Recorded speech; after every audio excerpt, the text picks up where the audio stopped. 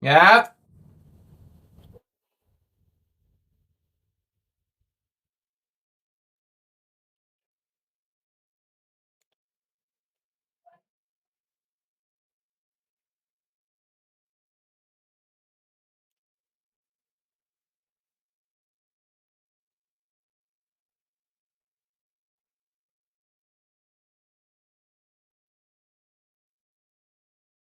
Hey, hello, ladies and gentlemen. Apparently, we are live on YouTube too, which is fabulous.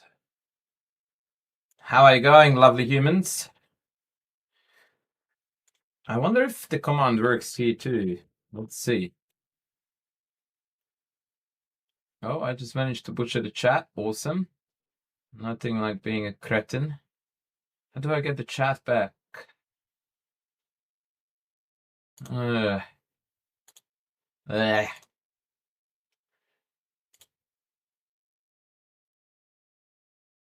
Oh yeah, it does work. Oh yeah. All right. Let me grab a drinky. Let me get ready for today's epicness, and we shall roll.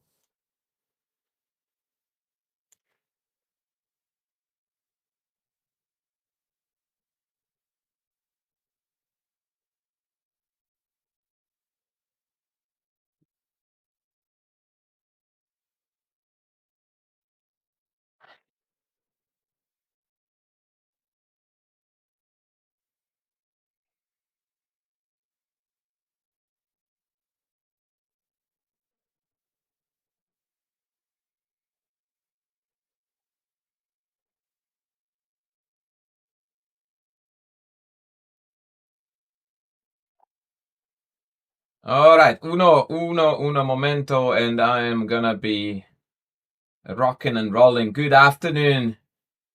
Hello, everybody. BRB, get ready. Today is gonna be the day of the Sveshnikov. Date. Urasawa. Arigato Nishikan Zonzon. Nishikan Zonzon. Honey, I already booked twice. Nishikan Zonzon. Yeah, that's there.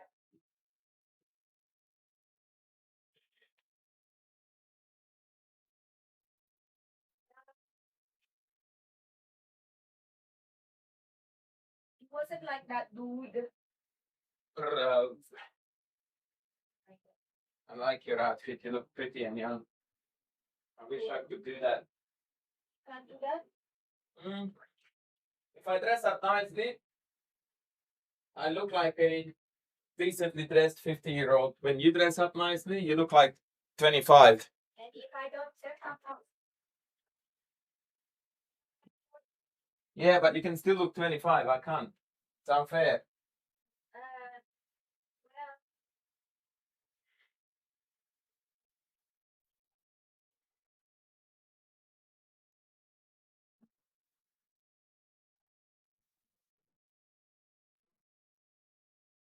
Hola, everybody.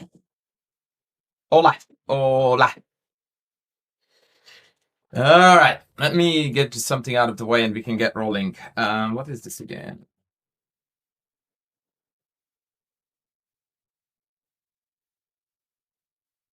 Brazy.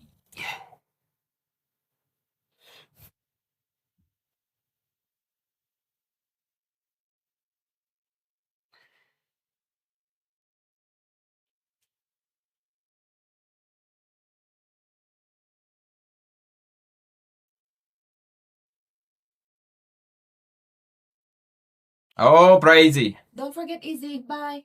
All right.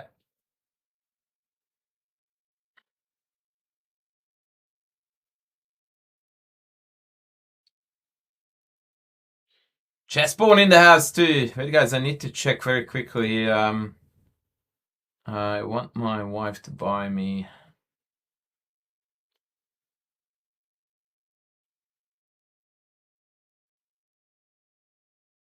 a protein powder.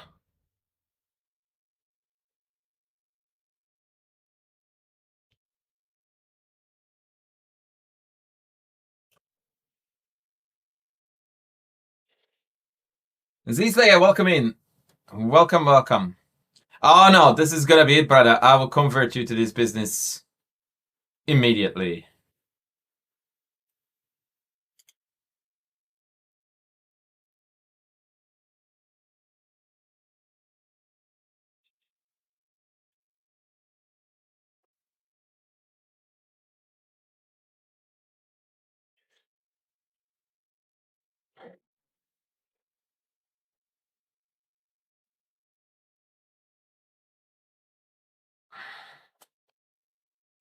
Oh, we get a raid. Fab. Fab, fab, fab. So, ladies and gentlemen, the good news is that the new Sveshnikov course is out. It's absolutely fab. And if you type in ! new course, you're going to be taken to the website. The course is going to be on sale right now.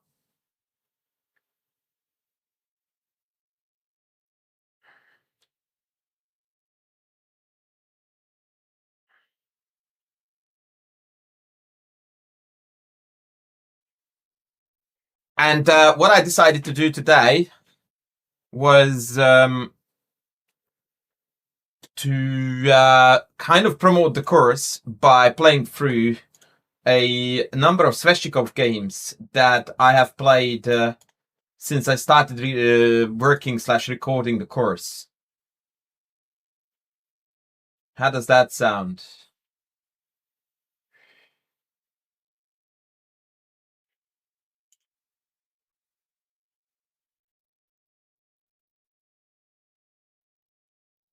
Are we game for that?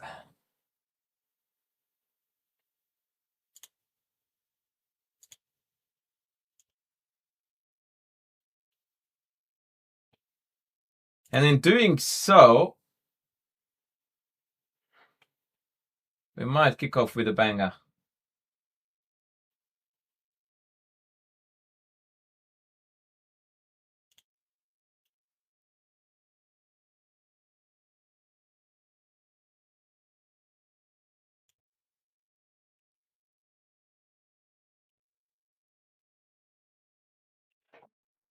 Wow, YouTube chat is very, very active. Loving it. Loving the vibes, guys. Loving the vibes. All right, let's begin. The first game is going to be quite deep into territory of theory. Is the Sveshnikov the most aggressive Sicilian? Definitely top 3, but probably ahead of the second, if you get my gist. I think the Sveshnikov, the Kalashnikov fans would like to claim their spot somewhere near the top as well.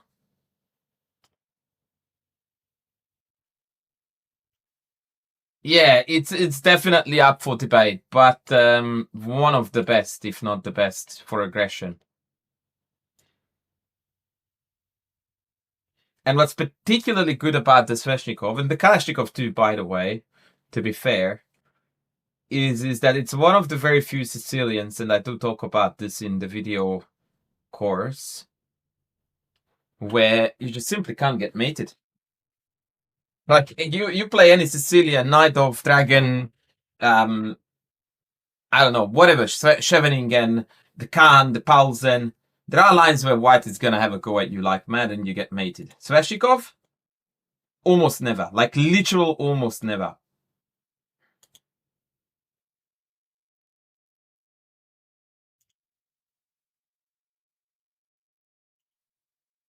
Alright, without further ado, let's begin our investigation of the Sveshnikov today, as we have got the course out.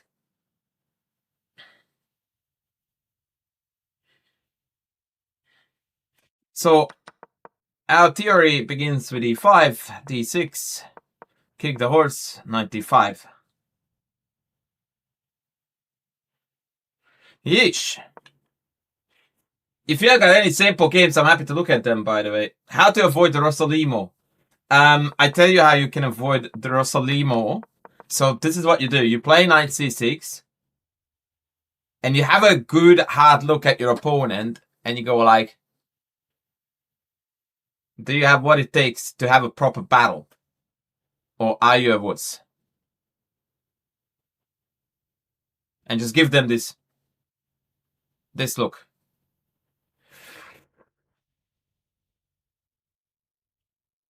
You can't avoid Rosolimo, and nor should you.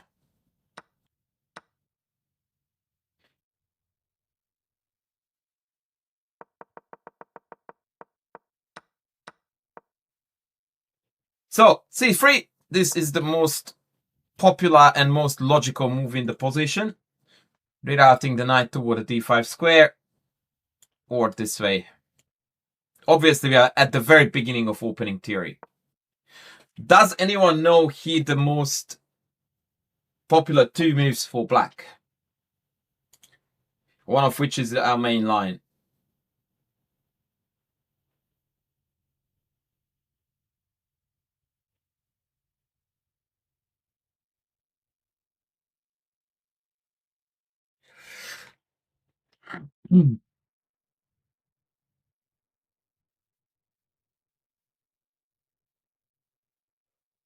Bishop g5 is one of them. And what is the other one?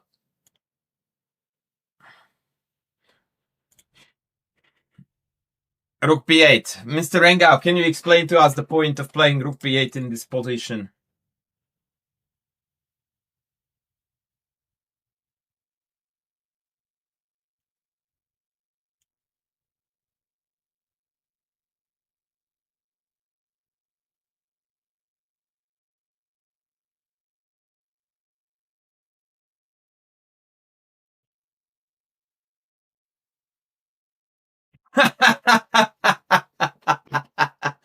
That is bloody mental. I have no idea what this does, but I saw someone doing it, so screw it. I'm doing it too. Well, let's try to figure it out, ladies and gentlemen. Let's try to figure it out. It really isn't rocket science. What's White's #1 plan against this structure?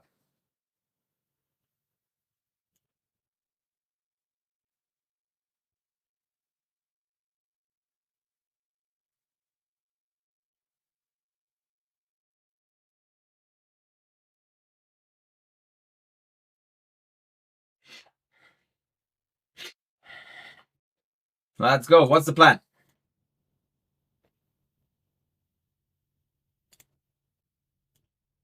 A4. And all of a sudden, we understand rook b8. The idea is that now a4 is very well met by capture, whereupon the b2 pawn hangs. Now, this particular game, it features a variation that tries to prove this thesis wrong.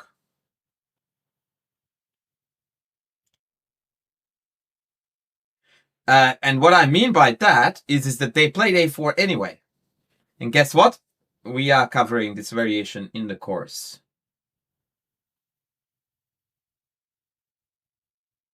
No, Pavlov, it's not in this line. In this line, we don't do a5, b4. It's purely to prevent a4. Take and knight b4. This is the idea. It's not a good idea, but it's an idea nonetheless.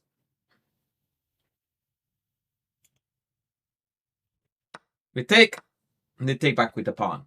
So the idea is that they have a very good knight. They want to retake on a4. They want to win the pawn on a6. And then even if they lose b4, the b2 pawn is going to be their main trump card. The problem with this whole Shimazoli is that White opens up the position a bit too soon. And there are a few too many customers still at home.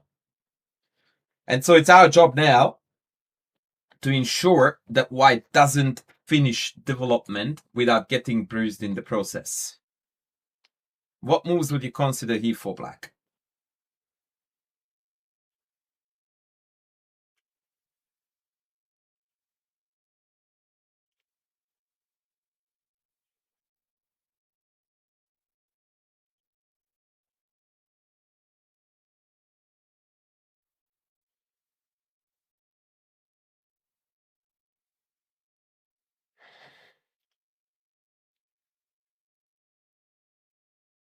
Bishop e6 or bishop g5? Bishop g5 unfortunately doesn't do anything, Yish. Not in the spirit of what I just said. If we want to hit the iron while it's hot, it's definitely either bishop e6 or bishop b7. Since we look to eliminate the knight, it actually doesn't matter. As long as you play one or the other, we are good. Bishop g5 is completely pointless here because, once again, we want to exploit the poor coordination / development, and this doesn't contribute at all. So bishop b7 was played in the game. This is still theory in our course, by the way. Take, and this is where the key move comes. It's very important that we play this move. I misplayed this opening once by not remembering the correct move. So the issue here is that if you take d5 immediately, then after queen d5, somehow everything is protected. The pawn is good, the queen is monstrous on d5, and bishop takes a6, rook a6 coming, after which castles comes. So this is the key moment. Bishop c6 forces rook a6. I don't really think that that's something we would want to do. Also note, by the way, and this is very important to understand, that bishop a6 might be very well met by the shocking exchange sack bishop a6. And then after take, although black is up in exchange, but we have got only terrible pieces, and this pawn is marching in like no tomorrow. So we have to be very careful with with what you trade and how you trade it. So all you need to do is to make this a little bit more meaningful. So the question you want to ask yourself is that what would be a nice move to play after take? Well, that seems to expose the back rank.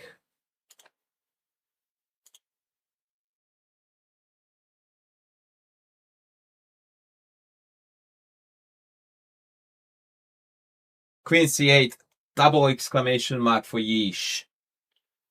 Once again, bishop g5 does absolutely nothing in this position. We have no business playing bishop g5 in this line. So just to clarify this, right? The purpose of bishop g5 in almost all Sveshnikov lines is to prevent knight e3 as well as preparing f5. Neither of those moves do we want to do now. There is no knight e3 to prevent, and there is no f5 to play for. So it's a strategic and a tactical blunder too, because we just hang a pawn and there's nothing to do. Queen c8, however, we are now hitting d5 and coming in with a check.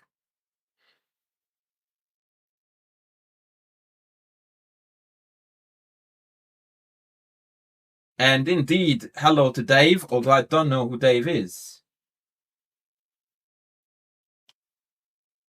Righto. Shekasheta, welcome. Opponent played b3, and this is a game-losing blunder. And the embarrassing thing about this is that I didn't realize it.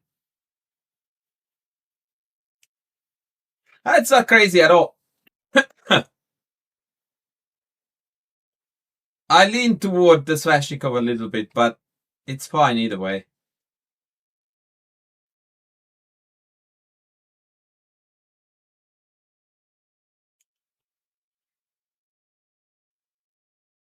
So now it's actually already past -3. Yeah, that's why I don't play the Kalashnikov. Yeah, I completely overlooked the fact that in this position, I actually blundered twice. So the first thing I overlooked was that this check just wins the house because queen d2 is not playable since b3 hangs.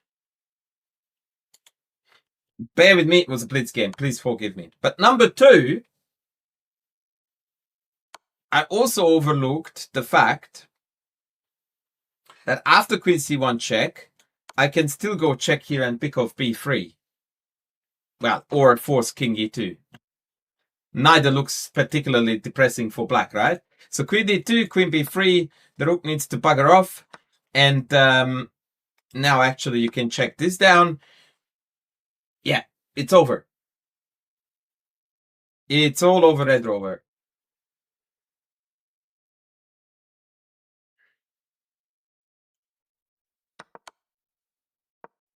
And I forgot that, and I played this absolutely bozo move here. Yes, I'm very embarrassed, but yeah, it is what it is. But this is now it's gonna make for a fun game, because now we are forced to play very precise moves. So my opponent played bishop c4, and now there's only one way to continue this game with black in order to play for a win. So now we are kind of upping the ante.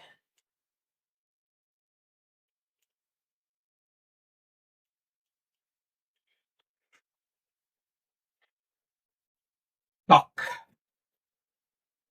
Queen c3 check is still good though. But I just went like, nah. Let's go, baby. That is mine. Tuck. Tuck.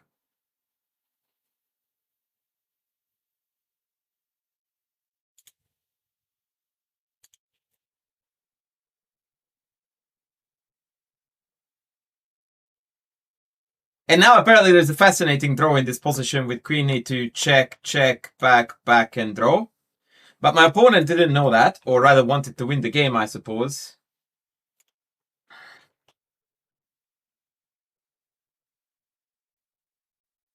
And played f3.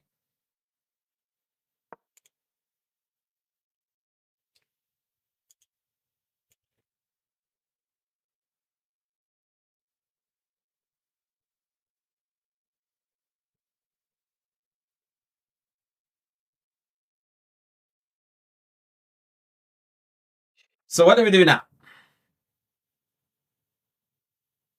For the record, I played not the best move here. And the best move here is so typically Sveshnikov-y. I really want you to nail it.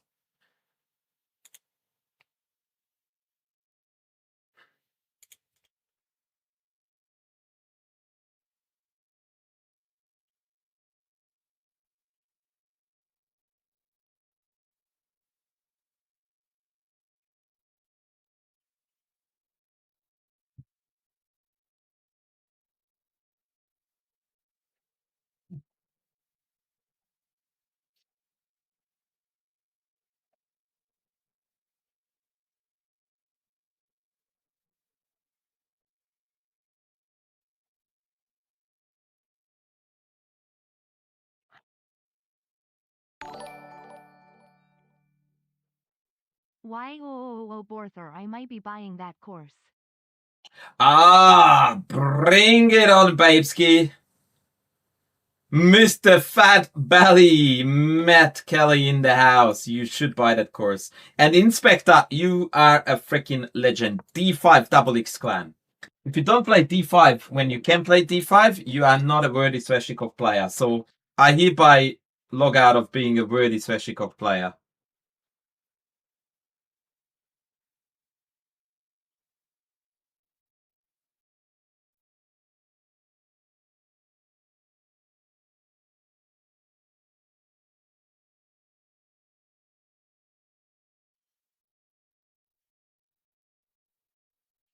So the idea here is that after ED, we are obviously going to follow it up with... Oh, Morphy! AKA Hayden! Cheers, buddy. So what is the follow-up, ladies? E4. It's either E4 or you're not playing chess. Send it. Abso-freaking-lutely send it. Take, and that's it. The game is over. Thanks for coming. Check, and we picked off the house.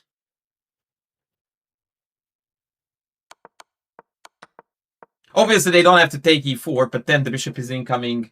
Castle is forget about castling. Yeah, it's gone. Regrettably, I played a sissy move here. Forgive me, but it was a 3-0 blitz. Not that that is an excuse for not playing D5. I played bishop D8.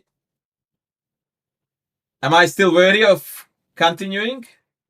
Shout out to the South African dudes. By the way, guys, if you are on YouTube and you're not a sub to the channel, please press that button aggressively.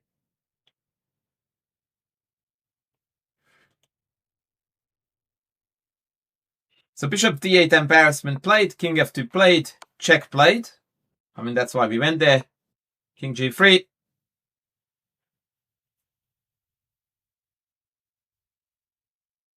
Oh, Queen D5. Le King Charles de Cavalier is in the house, ladies and gentlemen. Yes, Queen D5, of course, possible. Whereupon, and that's a brilliant question, and the bloody stupid thing I didn't say this. Actually, the answer is shocking.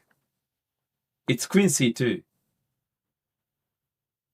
With a marvelous double attack. A very unexpected one, too.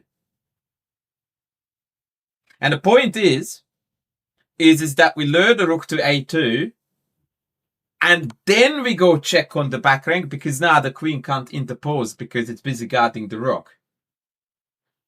So, can we please, in unison, send a massive shout out to the King Charles Cavalier, not only for showing up, but also for asking the best question of the day so far.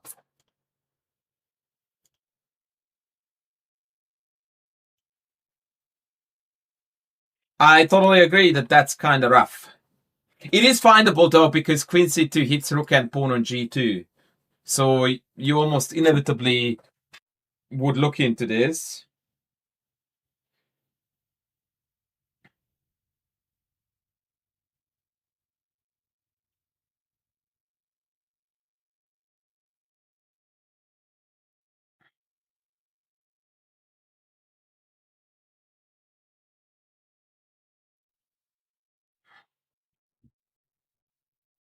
And yeah, if they go for the pawn, then this is winning the rook. Like rook here and then check, and it's over. That Magic Jamie, welcome in, or Jamie, or Jamai.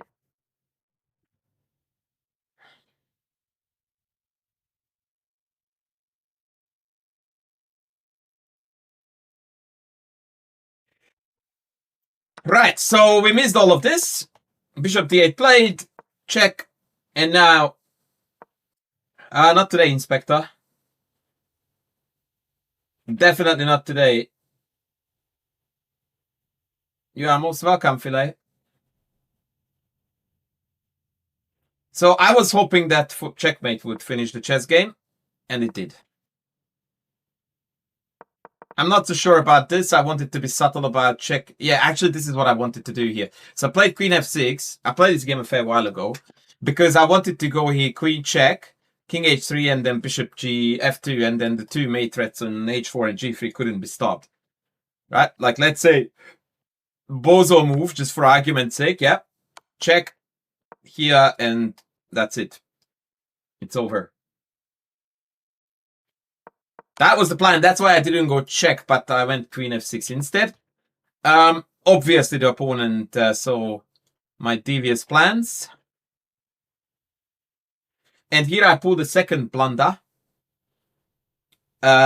Correct would have been here a very, very surprising move. I'm wondering who's going to find it first.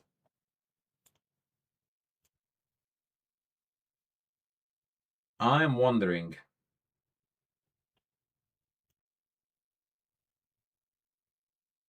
Bishop to C8 is ever so slightly illegal. So I'm not confused. Bishop E3, playable, but not best. Why then sidesteps it? Bishop D8, quadruple exclamation marks, ladies and gentlemen. We go back. And now the king can't slither away because it's mate. Quite awkward.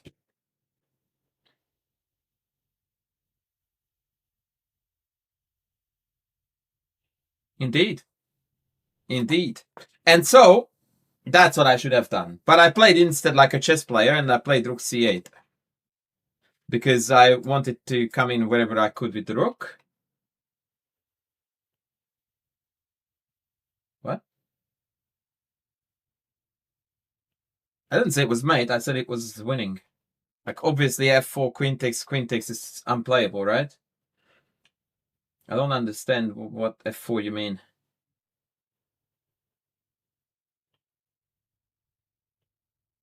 Anyway, rook c8 played, because I'm not a good chess player. Rook a2 played, because they are also not good chess players. No, I said it was force made after king h2. H5 played. Don't ask me why I did that. Still bishop d8 was best.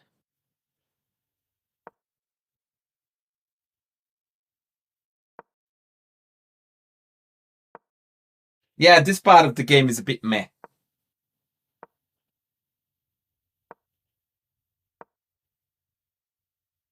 Now I got very excited about push, take, and push.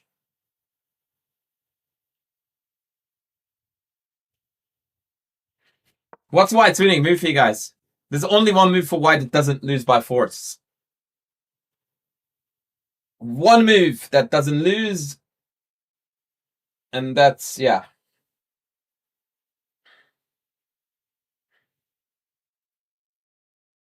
Hello, Crunchy.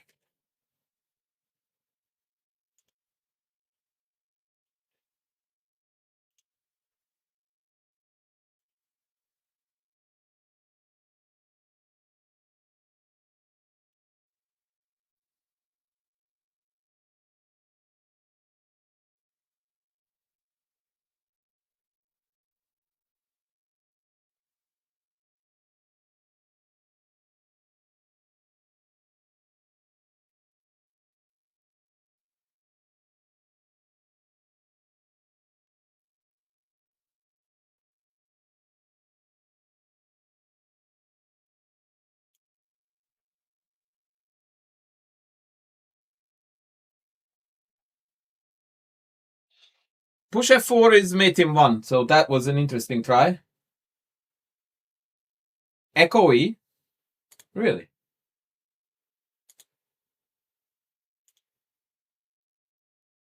Oh, for fuck's sake, for telling me that. Oh, pardon the French. I was on the wrong microphone. Should be a lot better now.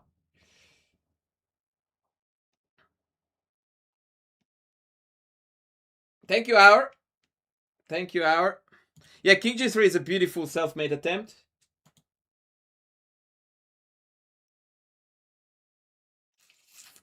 Now, I didn't ask what the stupidest move was. I was asking the only move that survives for White. So let's try now that.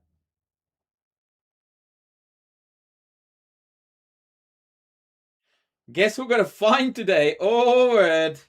Oh, no. Here we go. Ay, ay, ay, ay, ay. What happened to you, lovely lady? Did we park in the wrong spot? Were we speeding? Did we not pay a parking ticket? Now, G3 is the only legal move. Everything else loses. That's it. It's G3 or you're out. And because we are looking at quality chess today, I will show you that they played Queen D3 and the game was over.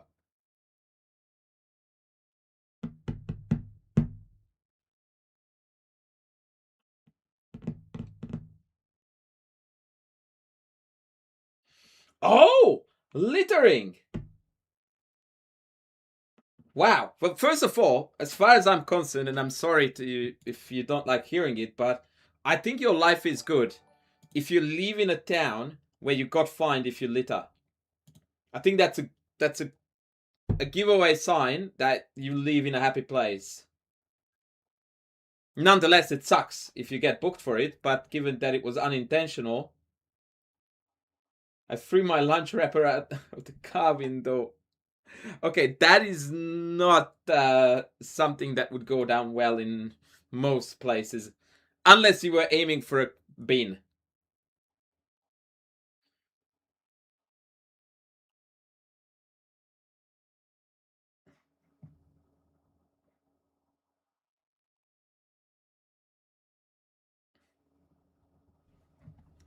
Yeah, I don't think that was a very well thought out action. But let's not throw shade.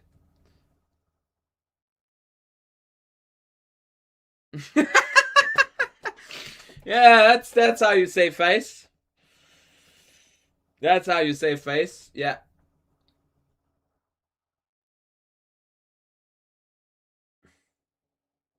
All right, so let's move on to the next.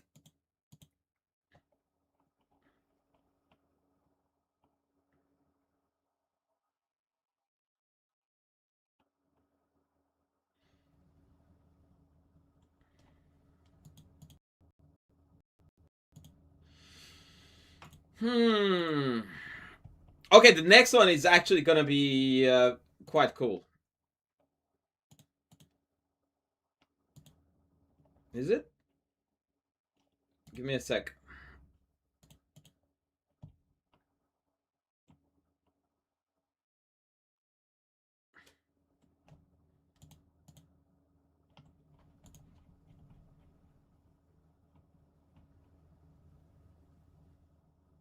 Okay, this was not particularly good from white in terms of theory, but it's interesting nonetheless, so I'll show you this one.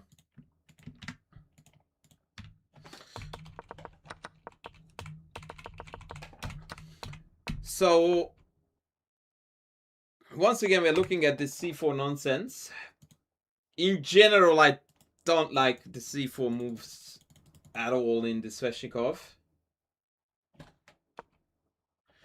And here already queen a5 check is very strong. Like, this is just a no move. Queen d2, take, check. King wherever, just castle out of this and you're golden. Something like king e1 castles. Let's say take a knight d4 and black is killing it. Every time I see c4, I'm like, bring it, baby. So, c4, I was stupid. I played b4 and then I took. I mean, I was so focused on, you know, if I take e4, I'm just gonna kill it, that I did it. And then I misplayed it ever so slightly afterwards, as you will see. All right, what do we do? What do we do?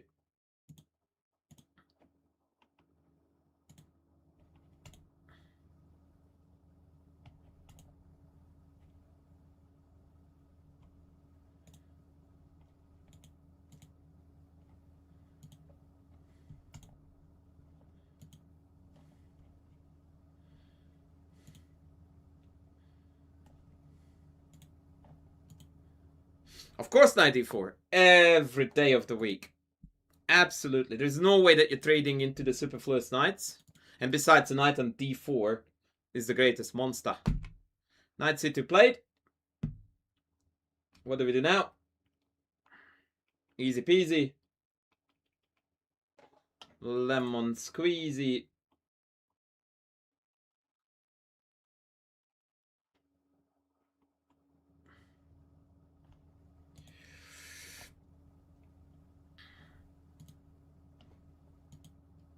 Yeah, of course it is bishop g7. Once again, logical development. We're backing the knight. Bishop e2. Z-Slayer, don't you ever go backwards in chess. Especially not in the Sveshnikov. That's illegal. Forward. Castles. Castles. F5. At this point, I thought that if I had 30 seconds on my clock against Magnus Carlsen for the rest of his life, I would still win every single game with black. And that's a testament to how good it is to be optimistic in chess. Because actually, if I had to guess numerically this position, I would have been off by about 2 full points. Because I would have assumed that this was about -3. But it really isn't that good. I mean, it's really good, but not that good. And that kind of hit me. Oh, I am. Like, it's a -1, right? But I thought that it was just, like, out. Get out of my game.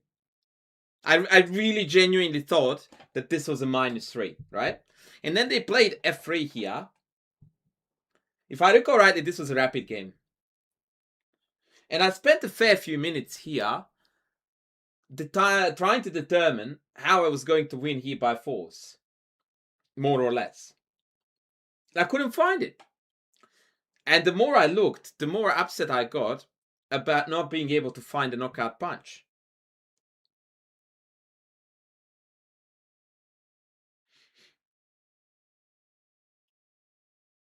And dominantly, I was looking at two things. I was looking at taking on f3. And then bishop f3, knight f3, queen f3. And find a win there. Or take on e2. And then after queen e2, it's either ef transposing into the previously mentioned line. Or something else, once again, bring it, win it. And I just kept on looking and looking and looking. And I couldn't find it.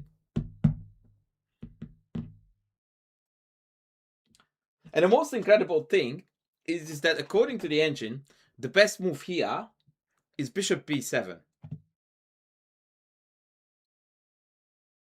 And I did consider, I think not bishop here, but bishop here briefly. But I just couldn't justify this structural change. I didn't think that this was favorable to black compared to me taking on f3 first, keeping the integrity of the pawns.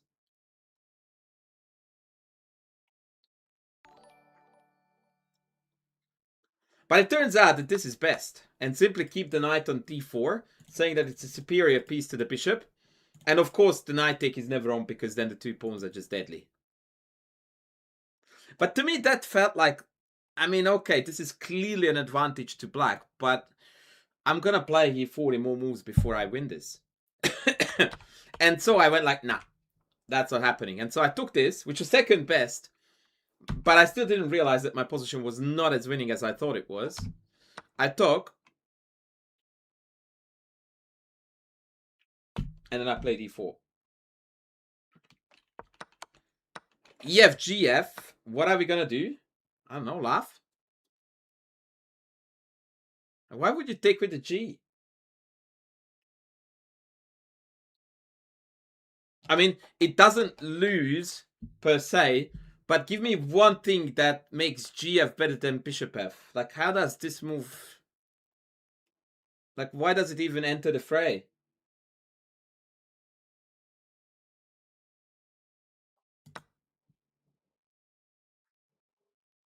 Even after F4, I thought, yeah, like, I don't get that. And F4 is by no means guaranteed.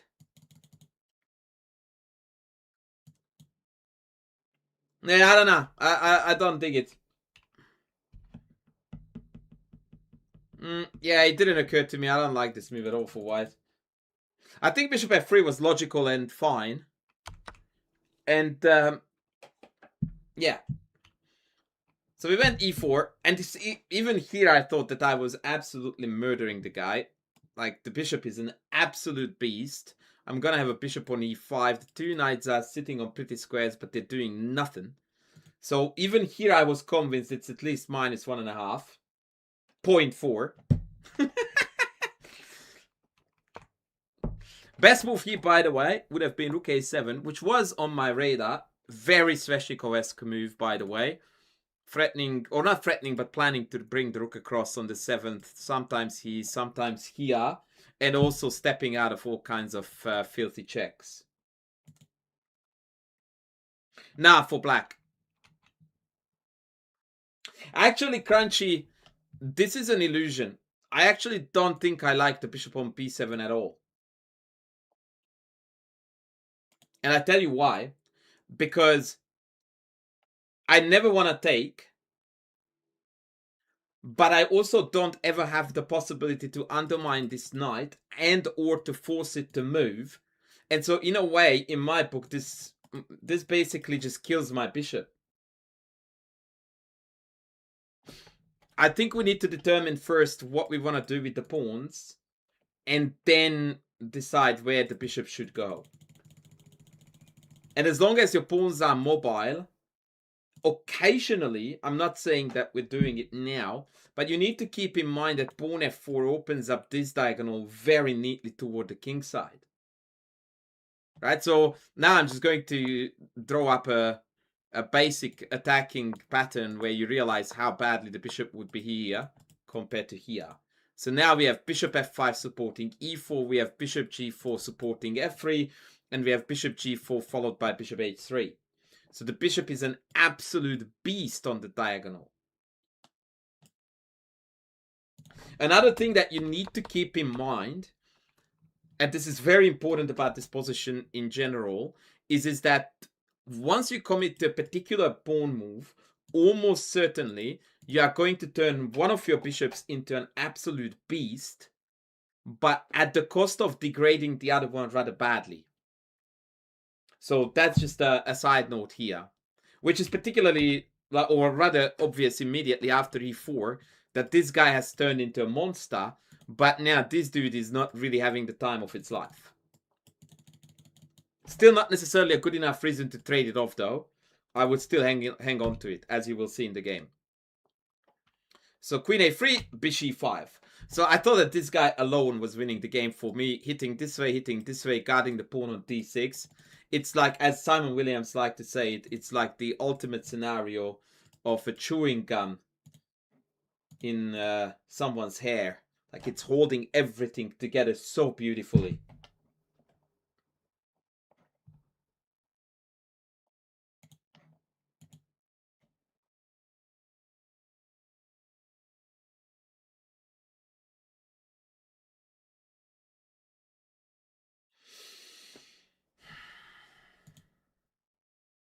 Oh, you should. I mean, we are better, but again, not as much as we think we are.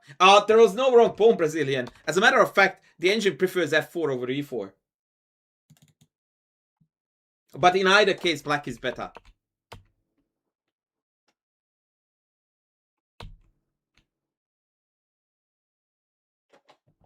By the way, don't forget the... I don't know if anyone is looking at the title, but new course out, just saying. So I played Rook a7. I was very impressed with myself for playing the ultimate Sveshnikov move. And in doing so, I've just missed a super basic move that would have immediately won the game for me, but I'm a cretin. What is the most obvious move for black here, guys? That almost immediately puts white on the verge of defeat.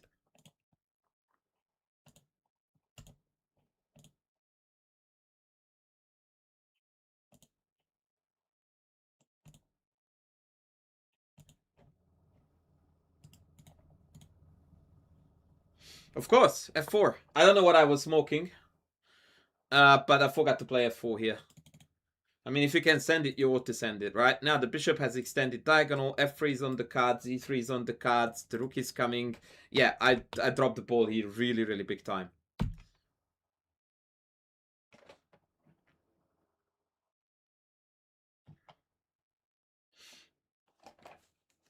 I ended up capturing this one.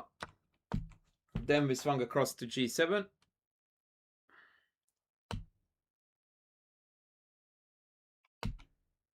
And then I went queen f6 because I'm a cheeky bugger. Did I blunder knight h5?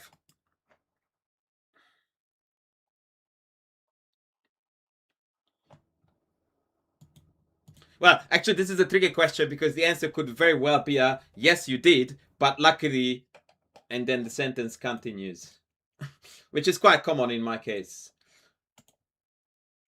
But no, I actually didn't. For once, I saw a tactic.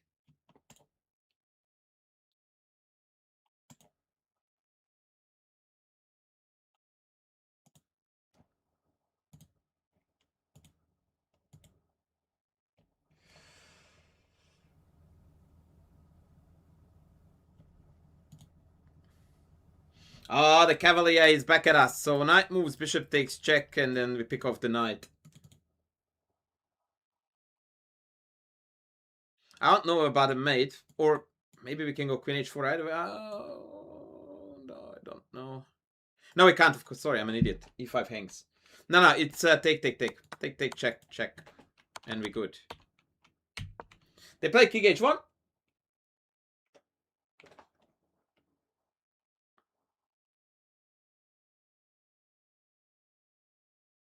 What is the move for black now?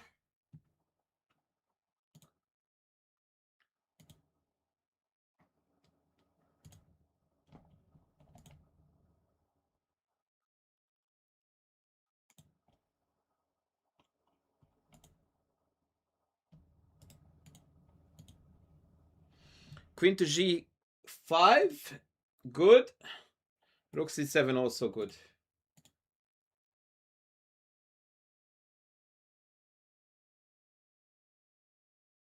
Wait, queen g5 is a blunder. Whoa, boy. What are you talking about? Come on, guys. Stop blundering. I'm here to blunder. You're not allowed to. So rook c7 played, yeah? Queen d5 only.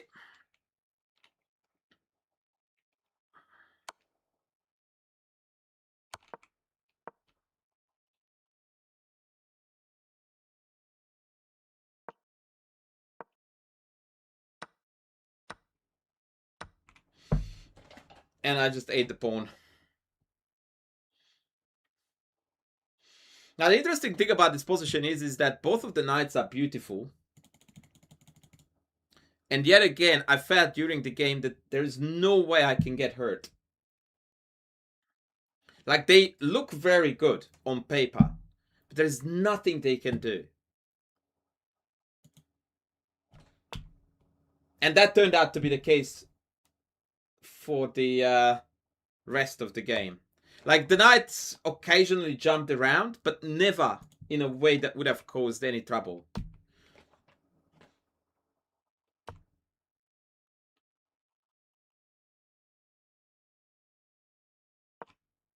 And two knights guarding each other is always a source of trouble, because neither of them can move without hanging the other. Mazda, I don't know when you wanted to play bishop f4. My guesstimate is here. And unless it wins by force, we don't play it. And it doesn't win by force because I have got quite a number of moves here that defend mate and rock. So don't do it. That dark squared bishop is our lifeline, brother. I'm not giving it up unless it's mate. Alright, ace-3 played. This is already the game-losing mistake. I mean, I missed a fair few wins earlier, but this is another game-losing mistake. Queen g3, and now the knights are screwed.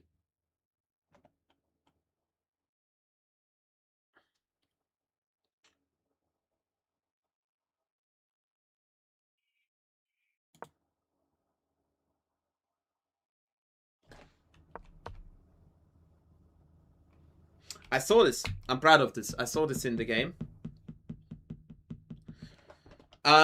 What's up with Queen of Bishop f4 now, ladies?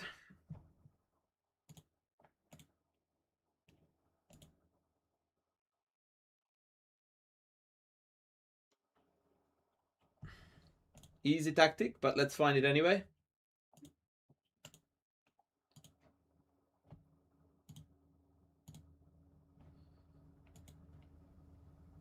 Mr. Landau in the house, by the way. Thank you for tuning in, brother. Welcome.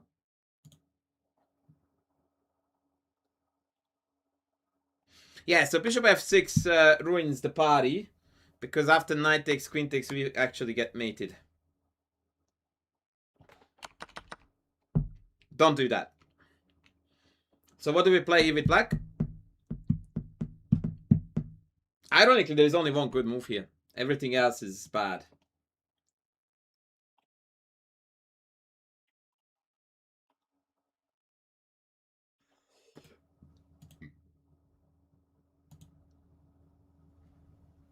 Welcome into cards.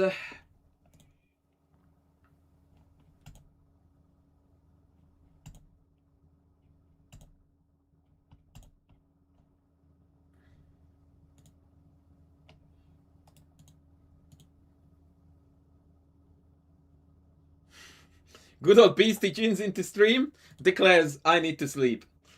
Every single day. Love it. Absolutely love it.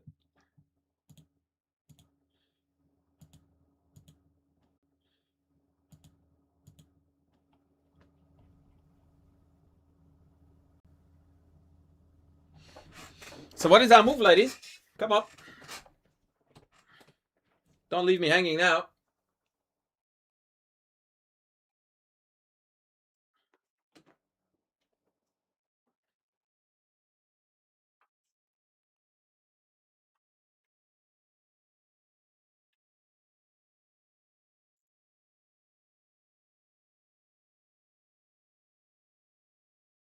E3. Holy lolly. This is hanging, folks. Please. Let's shape up, ladies. This is not good. Maybe Irina will help us out. Queen g5. Mads, really? I just said the bishop is hanging on e5 and then you come at me with queen g5. Ay, ay, ay, ay, ay. Ay, ay, ay, ay, ay. Queen g7. Only move. The rest of the game is pretty boring. Okay, final question. What is the winning tactic here?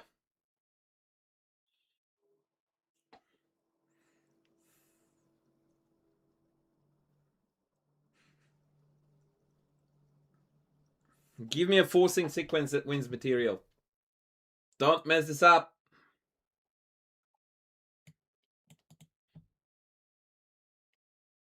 Mr. Landau, Queen G7 was the only move that secured the win.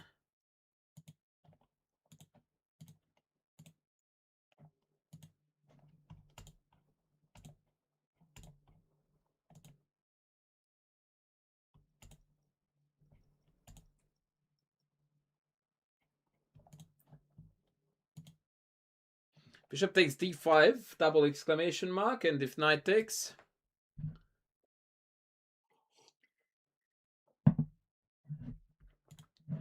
Well, Mr. Auer, you are going the scenic route and the wrong route too, because if you did that, knight d5, bishop g3, there's queen f6. You overcomplicated something that was a lot simpler.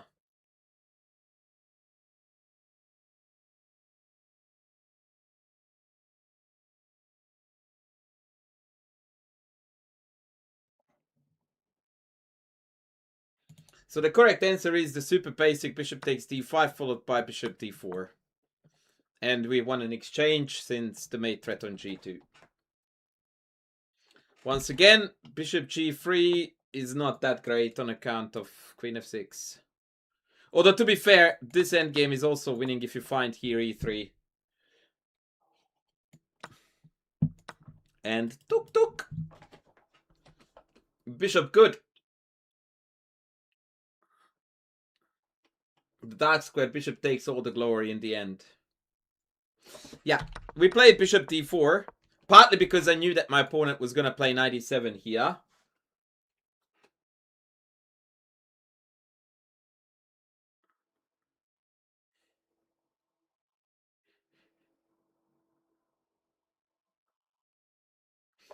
And then we finished in style by pulling it back here.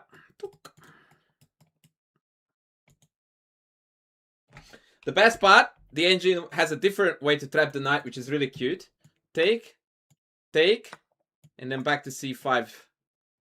And dominating the knight like so. That is a tad sadistic. Yes, the dark squared bishop was definitely the hero of the day. But that's what I said when I told you all the way back here.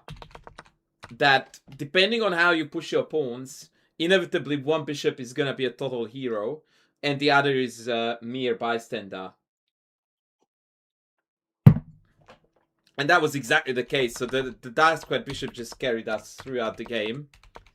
And here it's proving to be very versatile in winning material, not only by taking this, but also bishop f6. And the game was over.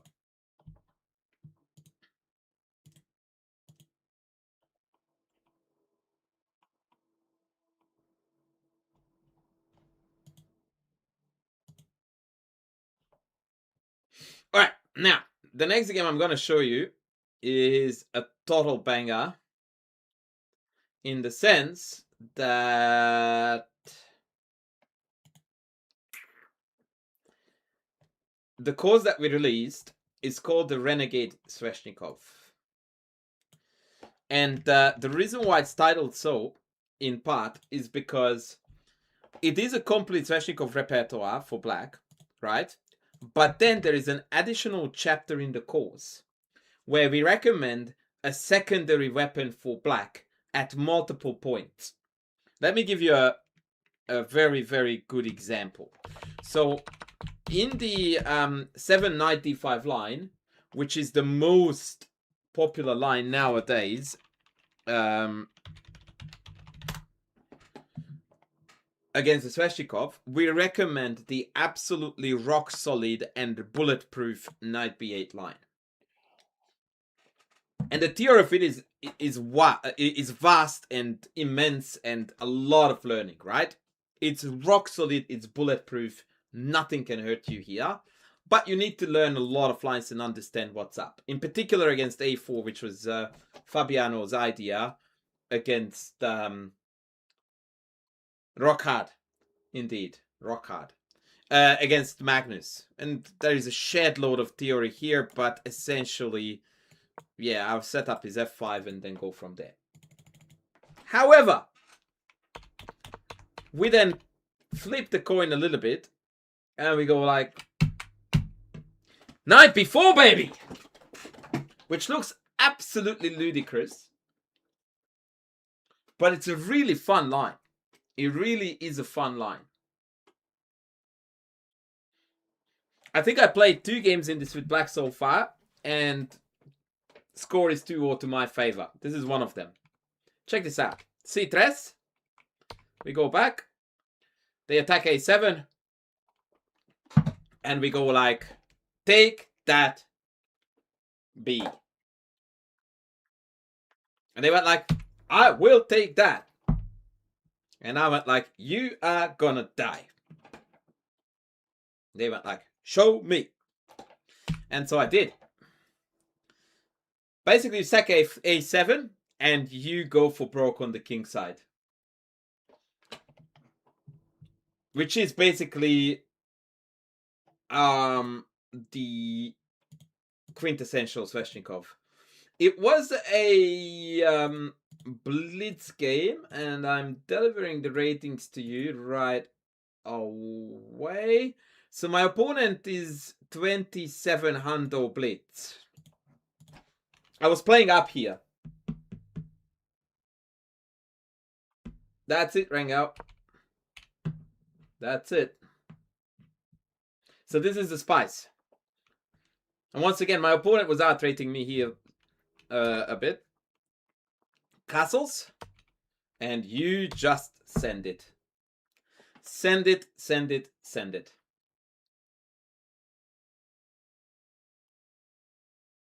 Already here, black is equal, by the way. Down a pawn, which means that they really need to be very careful about how they play the rest of the game.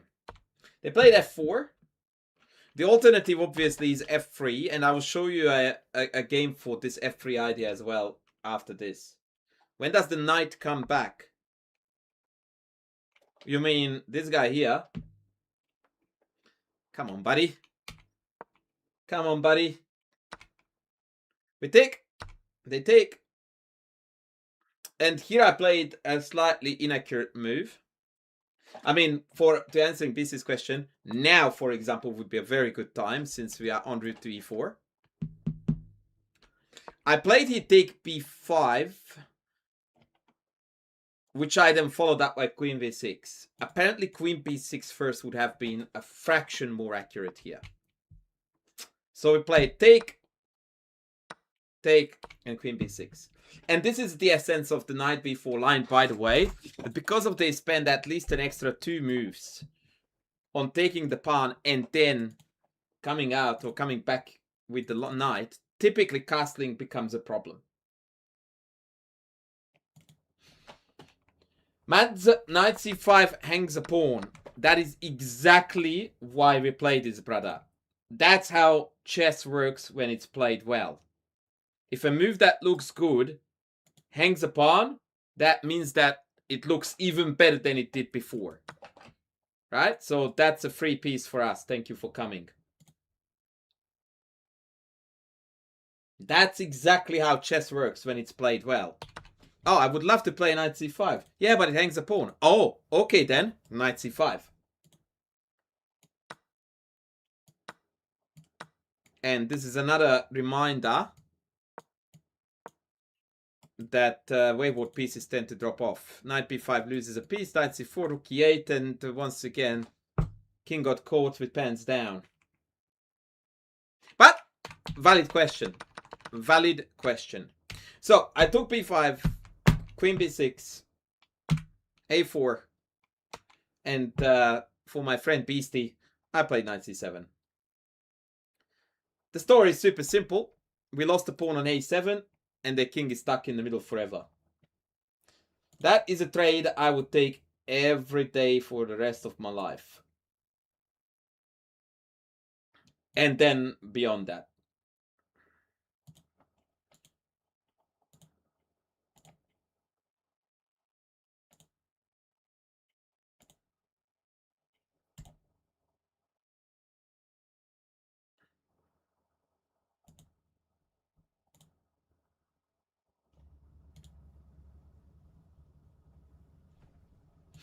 I did. C4 played, and this move actually seals the deal. Now we are winning. Bishop e2 was the only legal move here. That would have kept white in the game, but I don't think anyone would want to play this with white. It doesn't look fun at all. They played c4.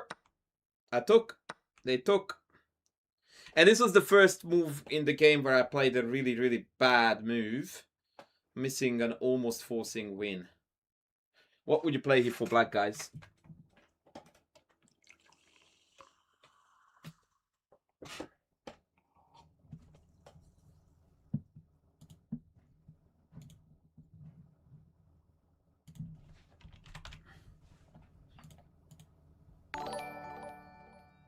Oh, Mr. Golden Retriever in the house. That's how we roll, baby. Welcome, welcome. Welcome, welcome. Thanks for the sub. What is the plan after take, bishop h4, g3, brother?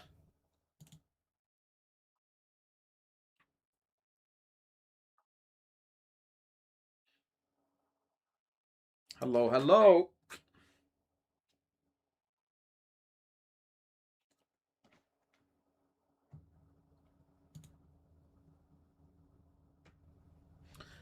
But you realize that you don't need the check to play rook e8. You could just play rook e8 then, right?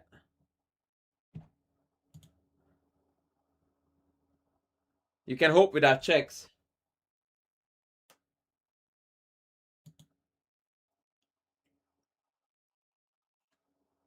Okay, so I'm gonna reveal the trick here. I just realized that the move I played was actually pretty perfect, or close to. I played rook e8. But I think that the most accurate here is to take. And then queen d4.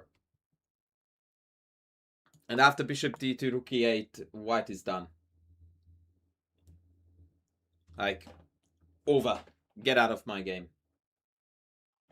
Also known as... Come on your bike. On your bike. On your bike, baby. On your bike. But rook e8 was fine. No worries. King f1 played. More or less only. Bishop f6. Yeah, now it's a little bit slower. I think rook a1 was to be preferred. Next move. Let's finish off the king.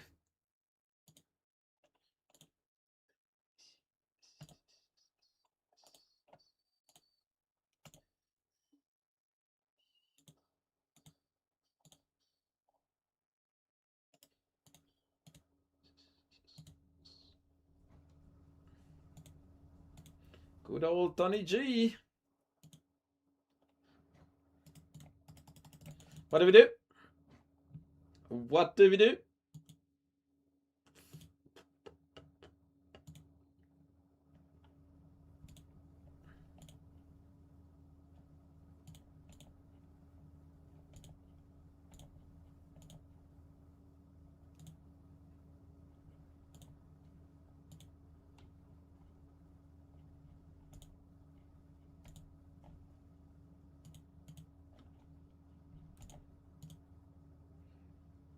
Rook e4. Correct. Well done. Obviously, fat tempo. Doubling the rook on the e. Can't be bad. What do we do now?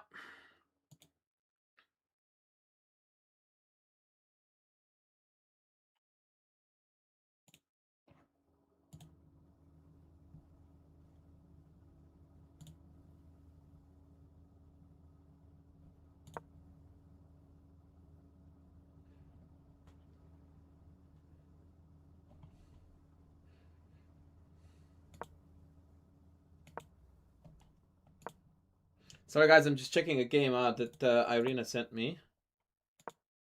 Ooh. Good old Sergey. I played him a couple of times. He's my age group exactly. We played in junior events a couple of times. Ah, thank you, thank you, thank you. Those are two of my finest Blitz games. Both of them were against grandmasters, by the way.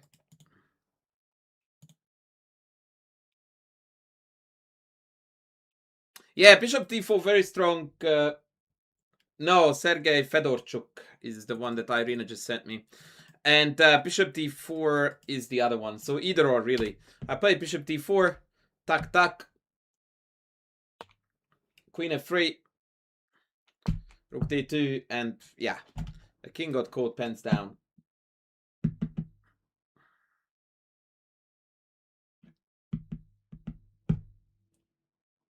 This was the finish.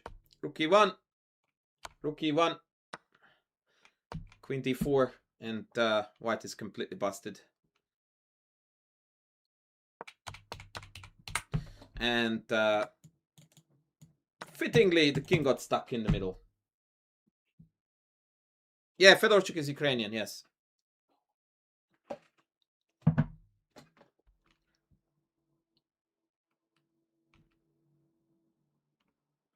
That's Ehrenburg with a U, Mr. Hour, not with an E.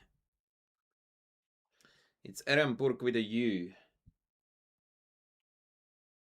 Right, one more, and then we are going to have a look at Irina's masterpiece. And I want to show you this because this is one of those where chess gets real, right? So I played a really, really good opening, and then I completely botched it. But I stayed in the game, and ultimately we came back. So let's see. I think it's going to be the exact same line, by the way. The Renegade Knight b4. Yeah, that's it. So once again, I went Renegade. And by the way, this game I'm also outrated by 150. So I'm playing up again. This is also a main line, actually, against Knight b4. It's one of the better moves, in fact. And now Bishop e3. And you won't believe it, but we're going 0 tosses, and we're going to sack the pawn like before. And I told you that I was going to show you the idea of f3. By the way, b4 is already a very serious mistake. As was castles, for the record. Oh, no, actually, it doesn't matter whether f5 or castles. Never mind. But b4 is really, really bad.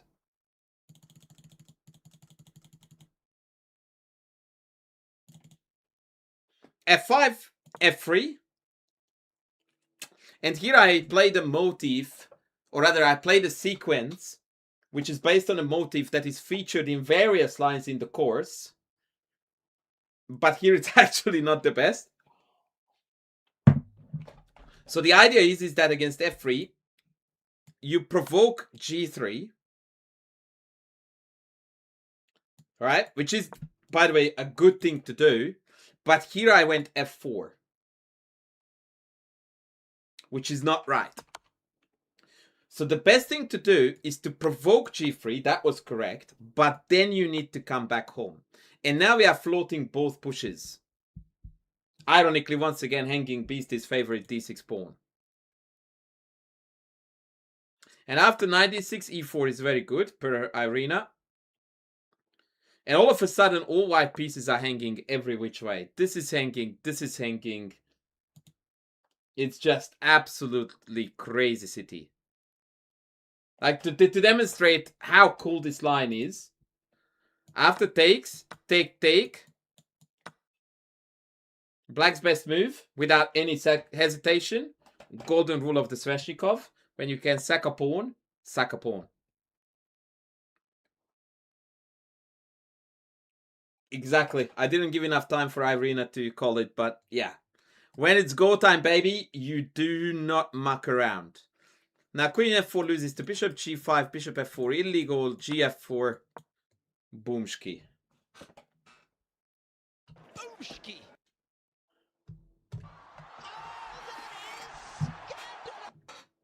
That is scandalous. Absolutely scandalous. That's what chess looks like, ladies and gentlemen, when it's played well. This is what you get when you play the Renegade Sveshnikov. Yeah, bishop c4 is a good spot, Irina, but it doesn't save the day because after takes d6, I have queen f7. And after take, there is too much hanging. But nicely spotted. Oh, you meant f4, bishop c4? Yeah, that's a better move indeed. But even here, white is going to pull some miracles to survive this.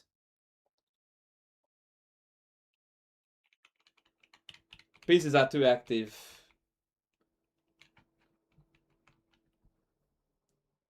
Because the Renegade course wasn't out when he played his match against Maggie.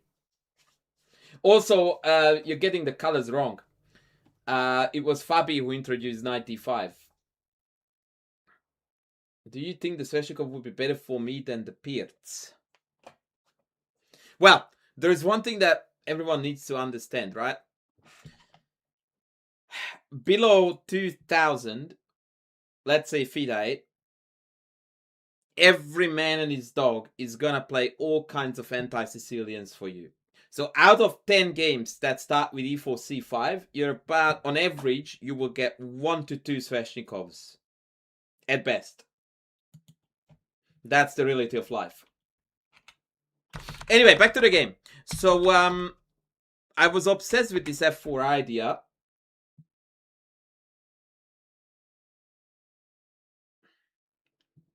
But it's not as great as I would have liked it to be. Now I pulled back. They played bishop d3.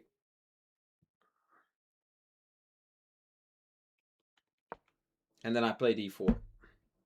Because let's face it, as we like to say it in Australia, I'm not here to spiders. So I decided to send it. Yeah, I think you should, Rando. They took. I took, and I was very happy because I was already infinite number of pawns down, and the files and the diagonals were opening up. Oh, you are right.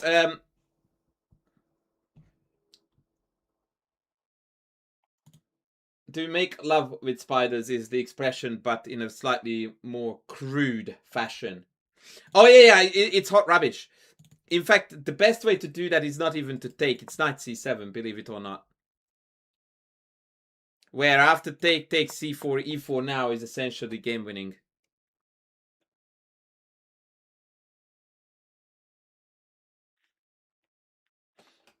But as usual, Irina is right that queen c8 with e4 is a better way to be.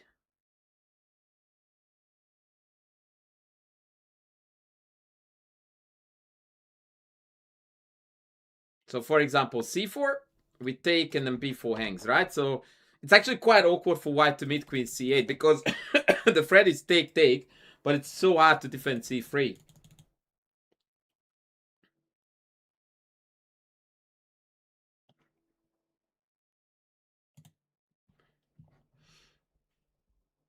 So shout out to Irina and you know, bozo credits for me for playing not the greatest move. Nonetheless, it's still super sexy, right? Like, let's be honest, if you are a male chess player, this is your only chance to attract ladies, right? So might as well. Cheese. Take. And here is the time when I am utterly embarrassed to even show you the move I played instead of the one that I think I would have played in even a bullet game. So before you embarrass me, I will embarrass myself. I did not play rook f2 even though it's screaming. And quite frankly, I don't even have any excuse whatsoever why I didn't.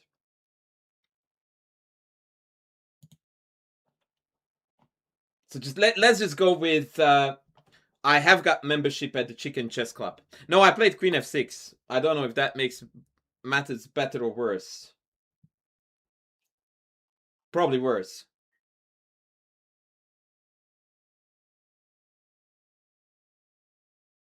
Yeah, no, I was playing for the Chicken Chess Club membership.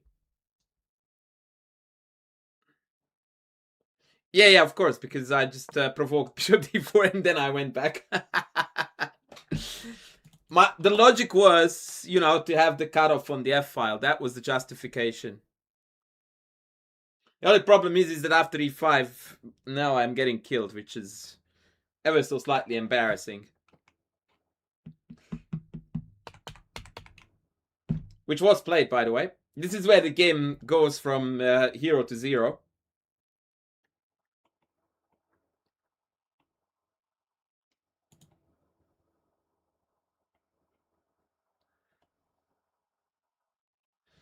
No, I'm lying.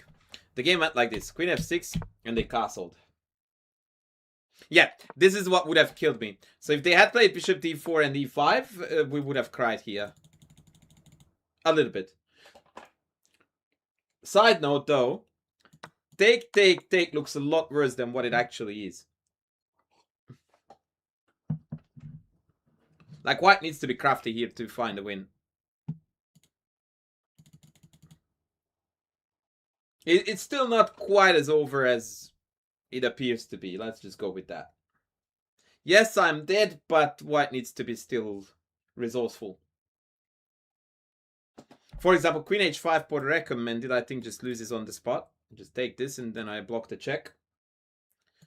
So, yeah, it's not over till it's over, but objectively we are dead here.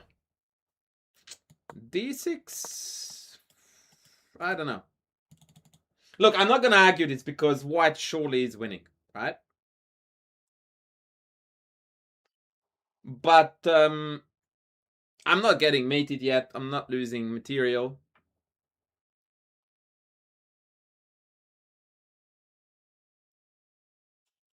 I think the best way to play it here is bishop c2, king g8, queen d3. Which in my opinion is very far from obvious.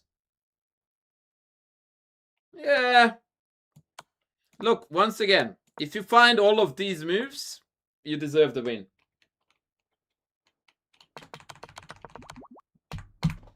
You deserve it. I'm not gonna argue it. But luckily my opponent played castles. So, phew! Off the hook for now. And then I botched it again. But this one is already a harder one to refute. Debatable. The correct move here for black was queen h6, by the way. With the idea of bringing the queen to h3. And then bishop g4, bishop f3. That would have made me look like a chess player. Instead, I played bishop h3 and made myself look like an idiot. Because, of course, white should sack the exchange. And queen h5 takes, and white is looking really, really good. Yes, that is Irina in the chat indeed. I know it's hard to believe, but yeah, we became accustomed to being blessed.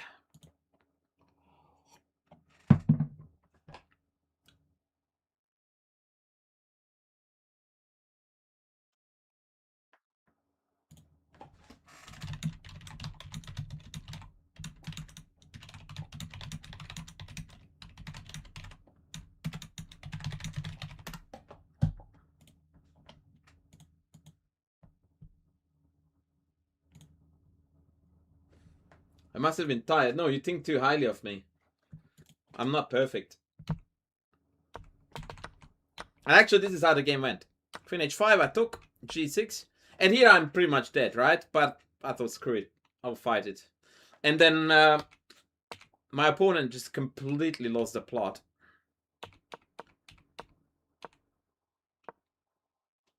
Now we are actually pretty good. And then here, he just pooped the bed with knight. I have no idea what this was all about. Especially as a response to rook f7. Which is clearly telegraphing the intention of rook f8. And then they played knight f3. I went like, what? What do you say?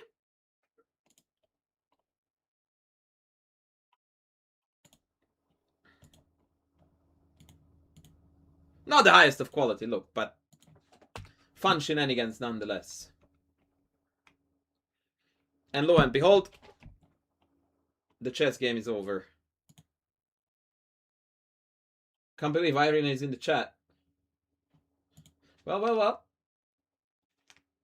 Was your opponent saying I'm special? Yep. Yep. I think, to be fair, it was some kind of mutual time shortage. I know that that is not going to count as an excuse, but, you know, I'm putting it out there. No, I can't even claim that. At the time of playing Knight F3, they had 125 on the clock left, and they played it in 1 second. So it's not time trouble, it's just plain stupid. And then we went on to win. Actually, it ended up with mate. I'll show you how. Here I played a sexy move. I was very pleased with myself for the next move here. It's not Queen E6.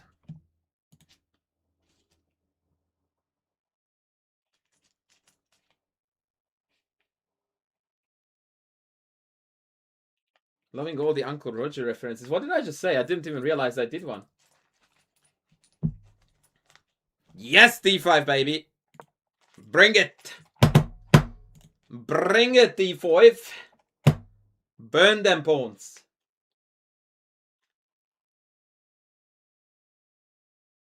Oh, Maz, it's all good, man. What do you say? All right, I didn't realize that. What is Uncle Roger? Oh my God, Rengar, seriously. Go and stand in the corner for 10 minutes.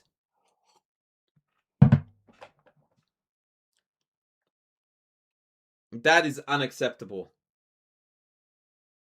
So D5 played, takes played, and boomski. Boom shakalaka. Yeah, exactly. Irene is sending you in the corner too, so that's obviously a telltale sign that great minds think alike. Oh, sprinkling some spice on that.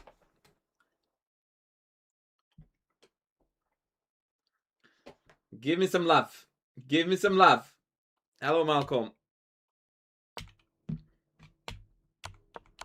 Okay, this is carnage.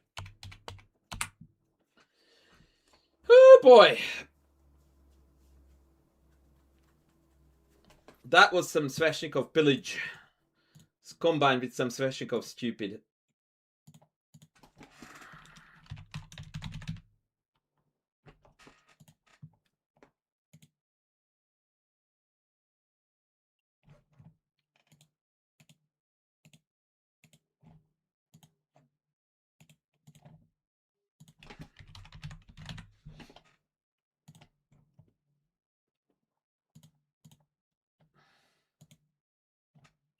I'm quickly checking something, guys, and then I think we are going to move on to the Irina game, and then that might wrap us up for today, because I need to pick up my daughter from gym.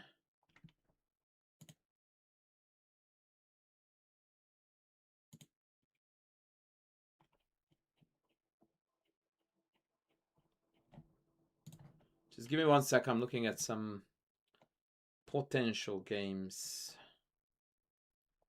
for us.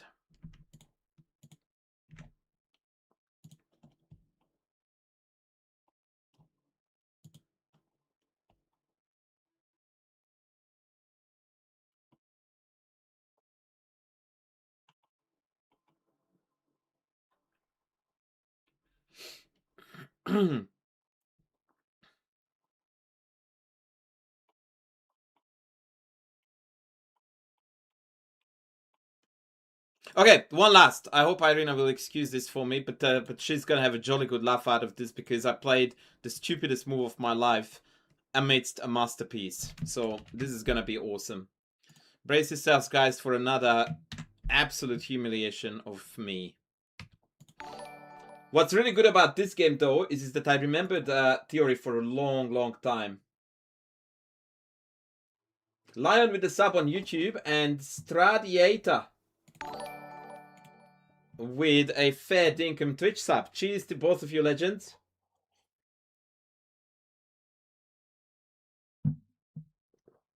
Which team do you have money on? Argentina or Spain? I don't have money on either of them. But since Argentina fluke their way all the way to the final, I don't see that luck dropping. But somehow my heart is more with Spain. I would like Spain to win. They played, I think, the more likable football. All right, so one more line from the Renegade Sveshnikov. Please type ! new course if you want to suss it out. G3 is a deceptively tricky line to play against.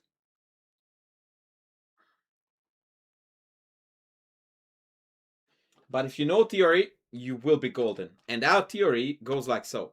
Bishop G7, Bishop G2, and here comes the key move, which is quite surprising in my opinion. Anyone cares to guess?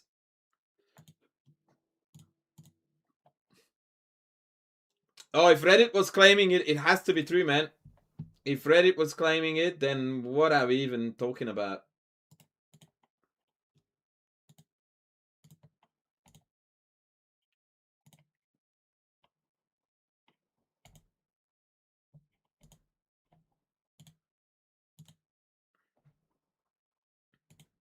All right, ladies, black to move. What do we do? Come on, Irina. Don't rain on my parade so hard. Yes, F4. F4 is the move indeed. Which makes this bishop look a little bit silly. My opponent played C4.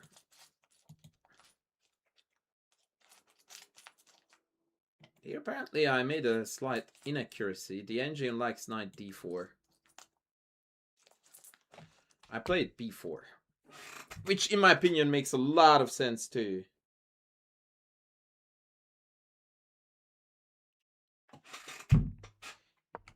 So now I felt like we have a very fun case of lots of terrible minor pieces on the board. Like hot rubbish, pretty sucky, hot rubbish. But I felt that the balance was tipping to my favor at least a little bit. So let's go. They castled. I castled. And they played Queen D3. Now, this is a very funny story that does happen every now and then in the Sveshnikov, where what White wants to do is to put like two heavies on the D, right? And then attack D6. But the irony is that you can't move the knight. And it's really, really funny, at least to me. Like, when is this happening in any other opening that you have a centralized piece on an outpost and all 8 squares are banned? The full knight wheel is denied. That's crazy. I think it's a very cool visual effect. Played Rook C8, B3, Queen G5, and as far as I'm concerned, black is better. White has no play, we're killing it. They played A3, but I think it's illusory. Like, take, and this can't be hurt. Played King H8, Rook A4, F5. And now we kill them on the king side. It is almost a perfect game by me until I play... Yeah, let's get to there. Take, Bishop E4, Bishop G4. Okay, this might not have been best actually. You don't need to fear the trade of the light squared bishops, because as much as it's positionally desired by white, it also leaves the king extremely vulnerable. So for example, take, and now you're already threatening with all kinds of brutal things against the white king. It's just too strong of an attack to be outweighed by the light squared color complex. Like, ironically, white's light squares are the ones that are going to decide the game, not my weak light squared complex. So yeah, Bishop G4 was a bit iffy, but still keeping the edge. F3, Bishop back, King F2, and please close your eyes. The move I played here, if a student of mine did that, I would like... Okay, so if I was Irina's student, I think I would be fired after the move I played. So please cast your vote for the stupidest move coach played in a decade.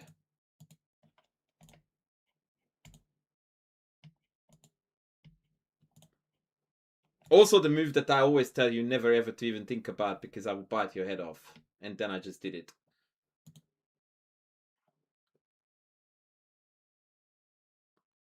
The FG is actually best. FG is actually best. FG, HG, Queen H5 is game over. This is what I should have done. No, it's far worse than FG. It's far worse than FG. I don't know why I decided to show this game. Well, I decided because I played 26 perfect moves. That's why. 25. Oh, close. Close. But H5 would make sense. It wasn't that good. It wasn't that good. But you are on the money now.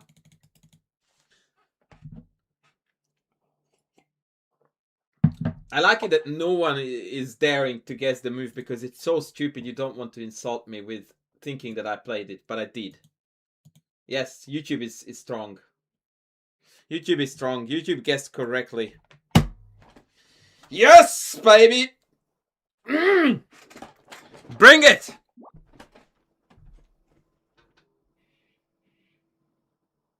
Honestly, I feel like I want to smack myself in the face with a shovel seeing H6. And the most insulting part of it is that my position is so good that even H6 doesn't ruin it. That's not it, Boomski. Yes! That's the money move, baby. I'm trying to think about why the frick I played it. And I've got nothing for you.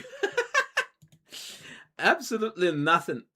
Let me check what the time situation was. I mean, it was a 3-minute blitz, but I had 2 minutes still on the clock when I played it. Yeah, well, the thing is that white would never threaten to take this, right? Because then F3 collapses. So I think it was just that, I don't know. Okay, let's see what I played after.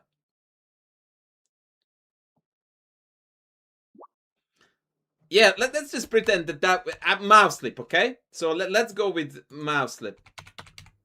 Oh, and actually worse. I took first, and then I played H6. And now it makes sense, right? Because I was scared of Rook H1. Of course it doesn't make sense. I'm just bullshitting, but you get my gist. I need to save face. Queen H5 wins, Queen H6 wins, and Bishop F5 is quite good.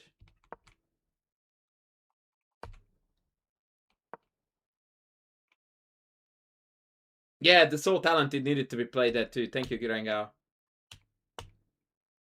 And now I'm playing again decent chess moves.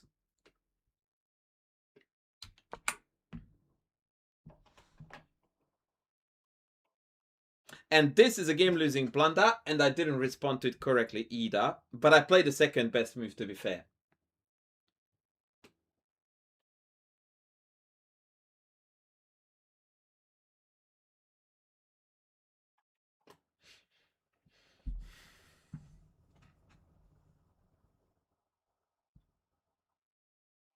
So we have got two moves here, right? Bishop here and bishop here. One is very good, the other one is a bit meh.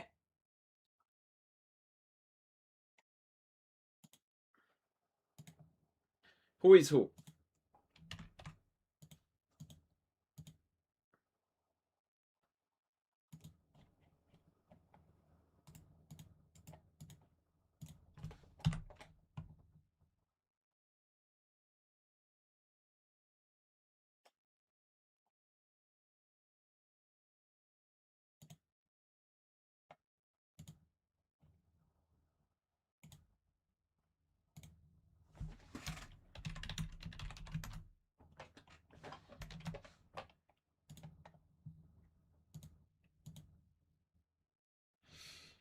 No takers. Okay, I played bishop g4, which is the more logical one, but the worse. And bishop f5, the less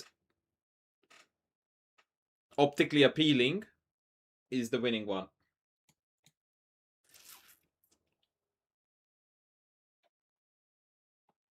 You just breakthrough on f3 here, ultimately. So you take, they take, and then you just take, and win the house. King is too exposed in the end, right? The problem with bishop g4, which is the move I played, is that it allows rook g4, queen g4, knight e3, after king g2, that is, or queen e3 even. And now the white pieces all make sense. Yes, down in exchange, but now the bishop, once again, is like a...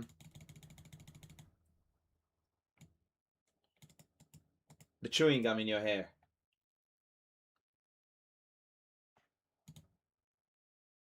Rook h1 comes, and now all the white pieces are happy and playing. Wasn't to be done, though, because my opponent played rook h1, and yeah. I just went tuck, tuck, tuck, tuck, tuck, tuck. And what is the kindergarten tactic that finished the game? Really and truly kindergarten. Just stay and chill, Rando. It's okay, buddy. Just stay and chill.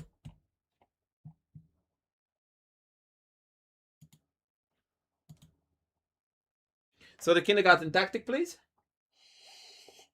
Which I did not miss. For once. Yep. We pick up the horsey. And they resigned.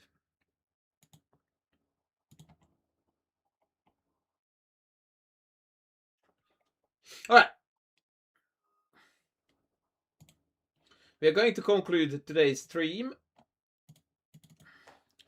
with an Irina Crush magic, which is going to be a very welcome change after my dog poo play. So we are defeating here the Ukrainian Grandmaster Sergei Fedorchuk, who I had the pleasure of playing against multiple times.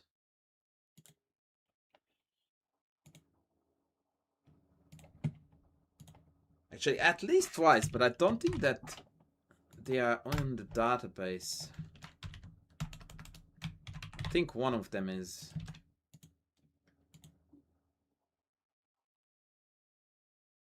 Wow. Really? Oh, wait.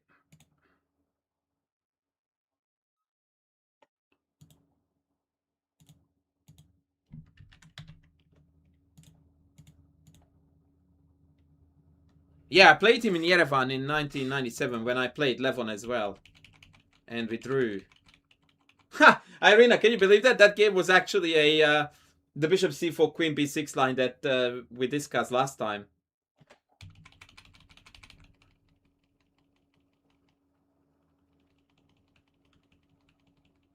And I was actually killing the guy. I still can't believe I messed up this game.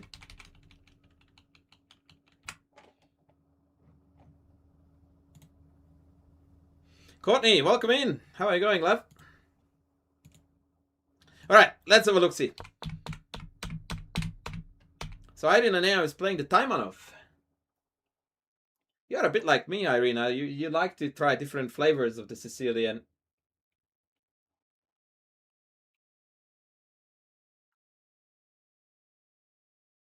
Philae, yes, I did have that experience, but not playing, but coaching, or rather being coached. So every time I was working with Grandmaster Istvan Chom, I just felt like he was playing a completely different game from me. And there was this very interesting dual feeling in me that I couldn't help but think that he was wrong all the time. And I also couldn't help but admire how he was seeing things and how drastically different that was from the way how I saw things. And needless to say that he was not never, but very close to almost never wrong when I thought he was very wrong.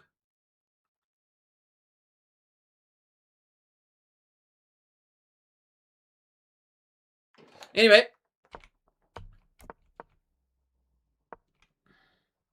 So back to Irina's game. So now f4 is most common, and then we are forced to play d6, and then we transpose into the classical Scheveningen. Which is actually what I used to do with white most of my career against the time 1 of 2. Yeah, like Chom had a very incredibly deep and subtle positional understanding, and he didn't mind defending positions that for most people would look unpleasant. And so we regularly clashed, not so much verbally or anything like that, just in our thoughts, because he would be very happily, you know, navigating towards positions that I absolutely would have hated.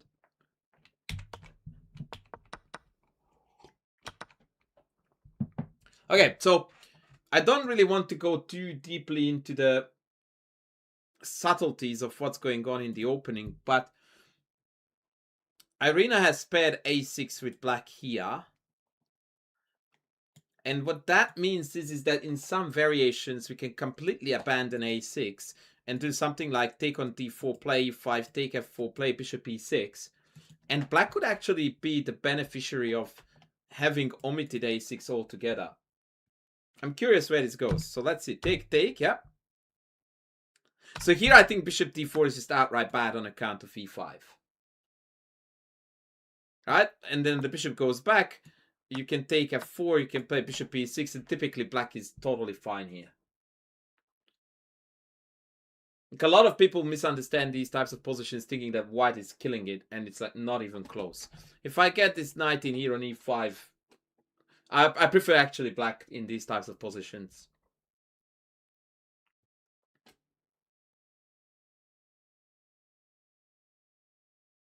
Now we need to be careful a little bit because knight b5 hits d6, c7 at the same time. But e4 is also hanging.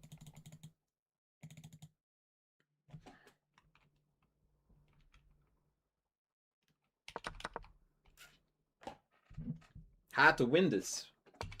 You don't win a position, my friend, that is like, you know, somewhere within 0.4 to either thing. But you want to get a knight on e5, you want to trade dark squared bishops, you want to build up pressure on the c file.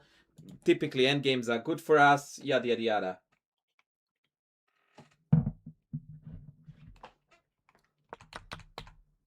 But against queen d4 you need to be a little bit more cautious, because now if you play e5 and the queen goes back to one of these squares, then now this scenario is a tempo up for white, because the queen is not on d1 but on d2. And that could be very meaningful, especially here if you go to d3, because now this is guarded, which means that knight b5 is a threat.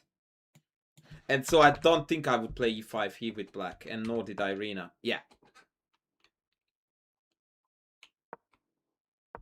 Yeah, I dig this very much. Yeah, I don't like white's position here at all.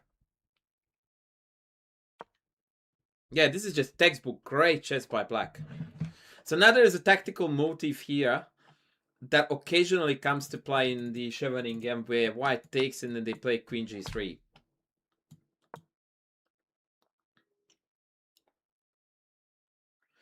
But I think it's ineffective, because we might... Ooh, actually...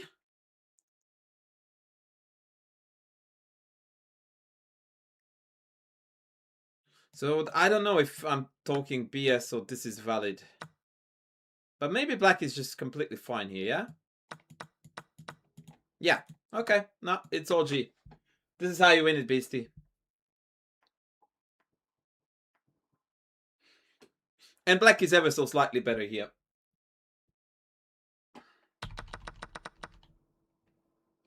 Yeah, bishop b6 is definitely a potential move here.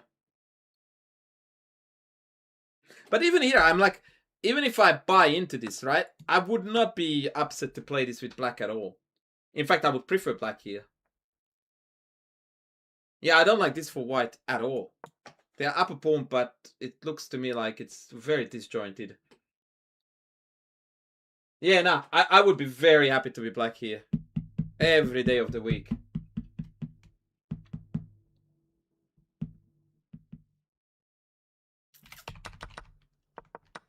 Yeah, so shout out for e5. I reckon it's brilliant.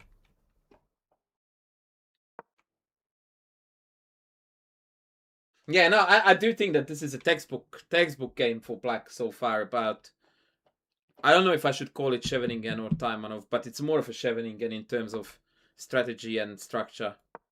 Yeah, this is so good, man. I love this game. This is just good looking, neat chess. Bishop C1? For real? So do you not have D5 here and just go for broke? Wait, what did we play here? We played Queen C6. Okay.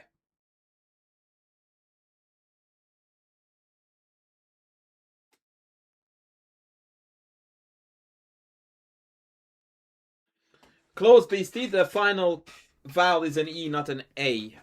You may have been misled by my accent and shitty pronunciation, but it's Scheveningen with an E. Yeah, why is it not D5?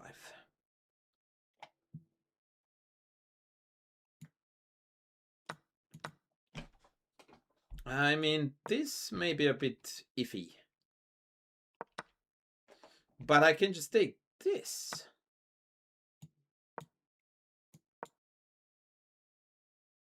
Yeah, it's hard. It's hard to find. Queen C6 is also logical.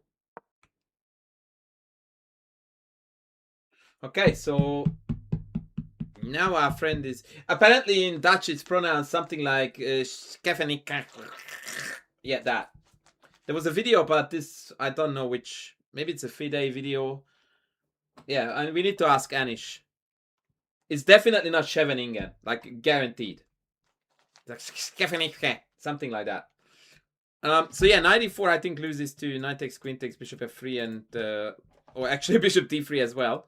So we get killed both ways. Yep, dig it. Queen trade. Happy story in almost any Sicilians. Yep. And now we're gonna go queen e6, I bet. Yes, baby! Yes! I still have it, man.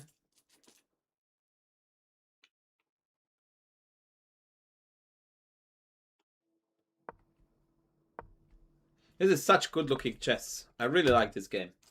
It's just healthy, happy pieces.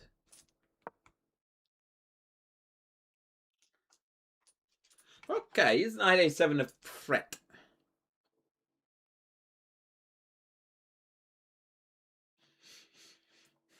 Irina, when was this game played? And where? And what time control? Like, you're absolutely playing perfect chess here. It's so bloody good.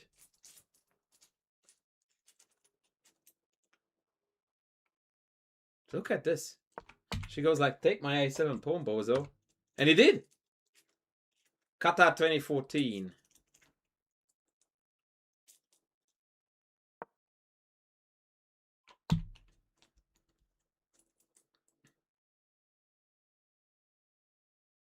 Yeah, the engine likes here rook c5, which is a cheeky way to say, are you sure, buddy? Because knight b5, we can take d3 and we pick off the horse c. And if bishop here, then we hop, and then we hop. Completely unfindable. Ignore it. Okay, rook a8, like a chess player. I like it. And I like it.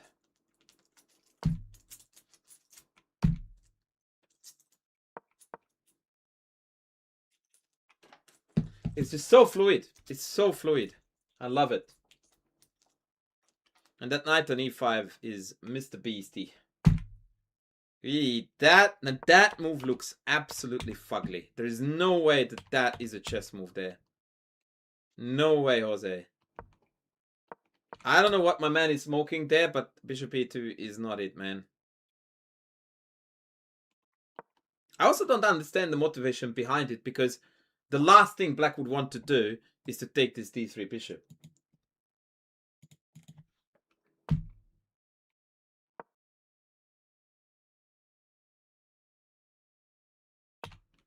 Yeah, bishop e2 was mystery to me.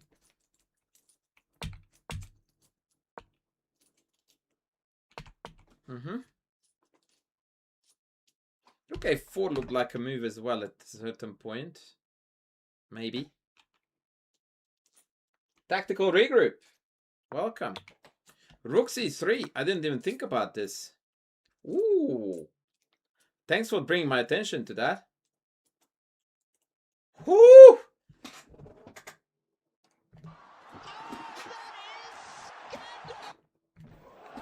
That's outrageous.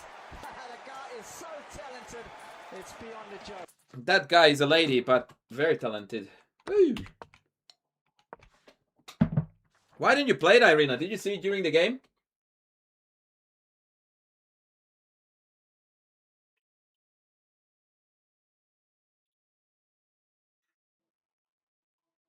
Yeah, that's exactly right. Like, take this and now e4 is bleeding like hell.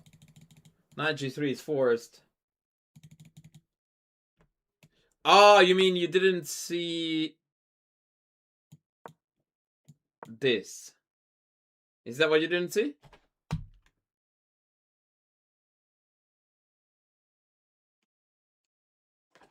I mean, I can't really blame you for that.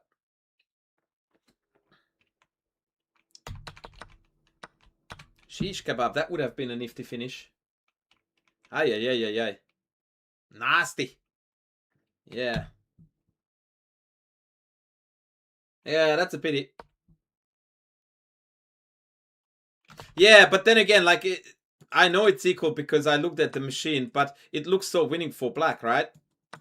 Like, how the hell is this equal? Bishop pair, extra pawn. Okay, we're down on exchange, but who cares? Yeah, rook e1. If I could relocate this bishop, like, if I could have this bishop here with pawn on d5, this would be a ripper. But I don't know if you can get there.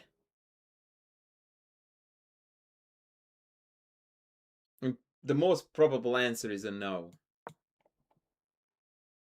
Yeah, far out. This is such a beautiful line.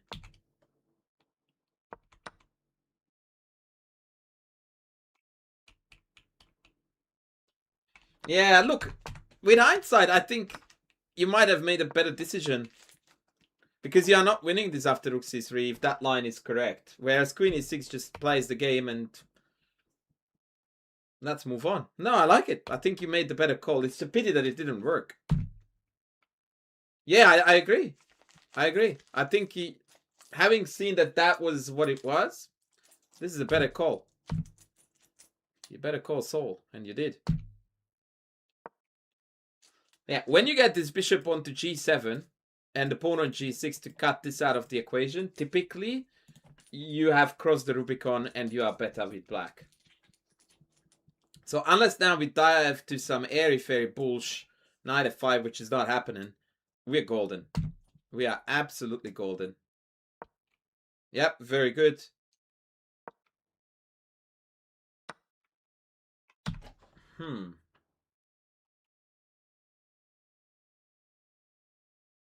Logical. Ironically, trading the dark squared bishops favors black. Because we are dominating the dark squares and our bishop is hitting a weakness there. So I'm saying trading because after takes we're going to play bishop h6, I presume. Yep. And so that's essentially a dark square bishop trade, yeah? And so now we have got a monster knight and they do not have a d5 square because we can take it. But the advantage is still slight.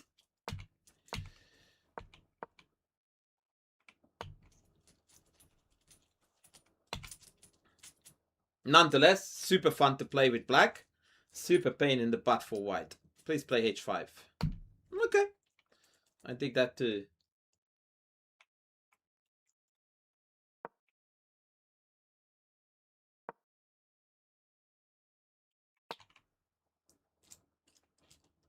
This must be a time trouble phase. Ooh.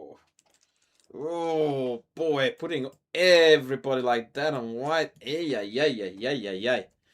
That is not what the doctor would have ordered. Not sure what the hell to recommend instead, mind you, but far out, that looks yuck. Yeah, h5. That was begging to be played to shut down knight g4. Occasionally play h4 and fix the whole kingside pawn formation on white. Yep. Look at the dark square brutalization. That's why you don't do shit like that.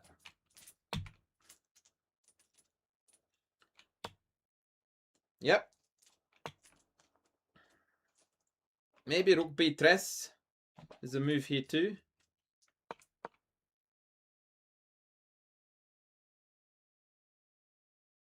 Oh la la! This is where Boom Shakalaka is incoming, right? Oh la la la la la la la la la la la la la la. That's when the tactical alarm goes off, when they put a loose queen on the same file with your queen and you go like, I don't think so, brother. Brother.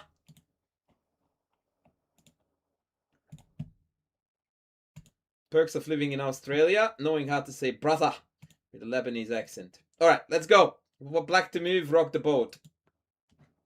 Not that I can imitate a good Lebanese accent. What elo is this game? Well, Fedorchuk used to be somewhere between 2550 to 26 hundo. And I don't know what Irina was at this point.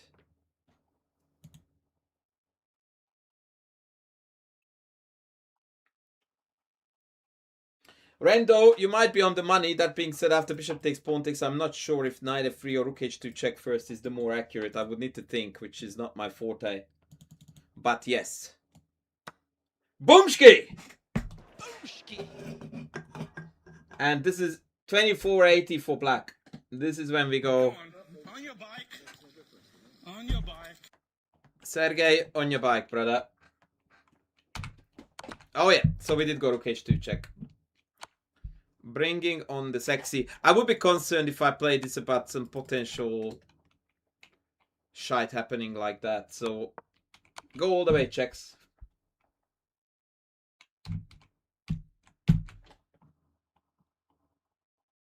And our friend Sergey resigned. Now that, friends, was perfection. I'm going to guesstimate a 96 accuracy point. Oh, hello!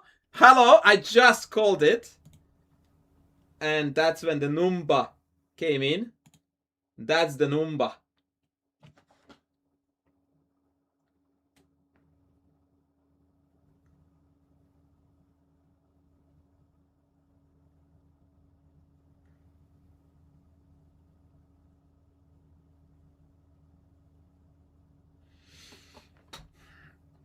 That was a very, very sexy game.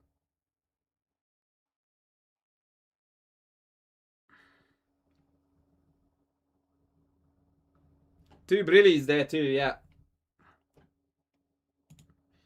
Yeah, that was probably my favorite game so far that you showed us, Irina. That was so freaking clean. It was a piece of art in a way. Like, I'm always impressed by, you know, sacrificing 47 pieces, but a positional masterpiece like this is absolutely on. That's it, shout. I'm afraid to tell you, brother, that I'm gonna call it a day here. I need to go and pick up my daughter. I haven't had lunch yet. In fact, the stream wasn't even planned. It was just the stars aligned that I could come on. I'm glad I did. Especially as we were blessed again by the presence of Irina, for which I'm very grateful.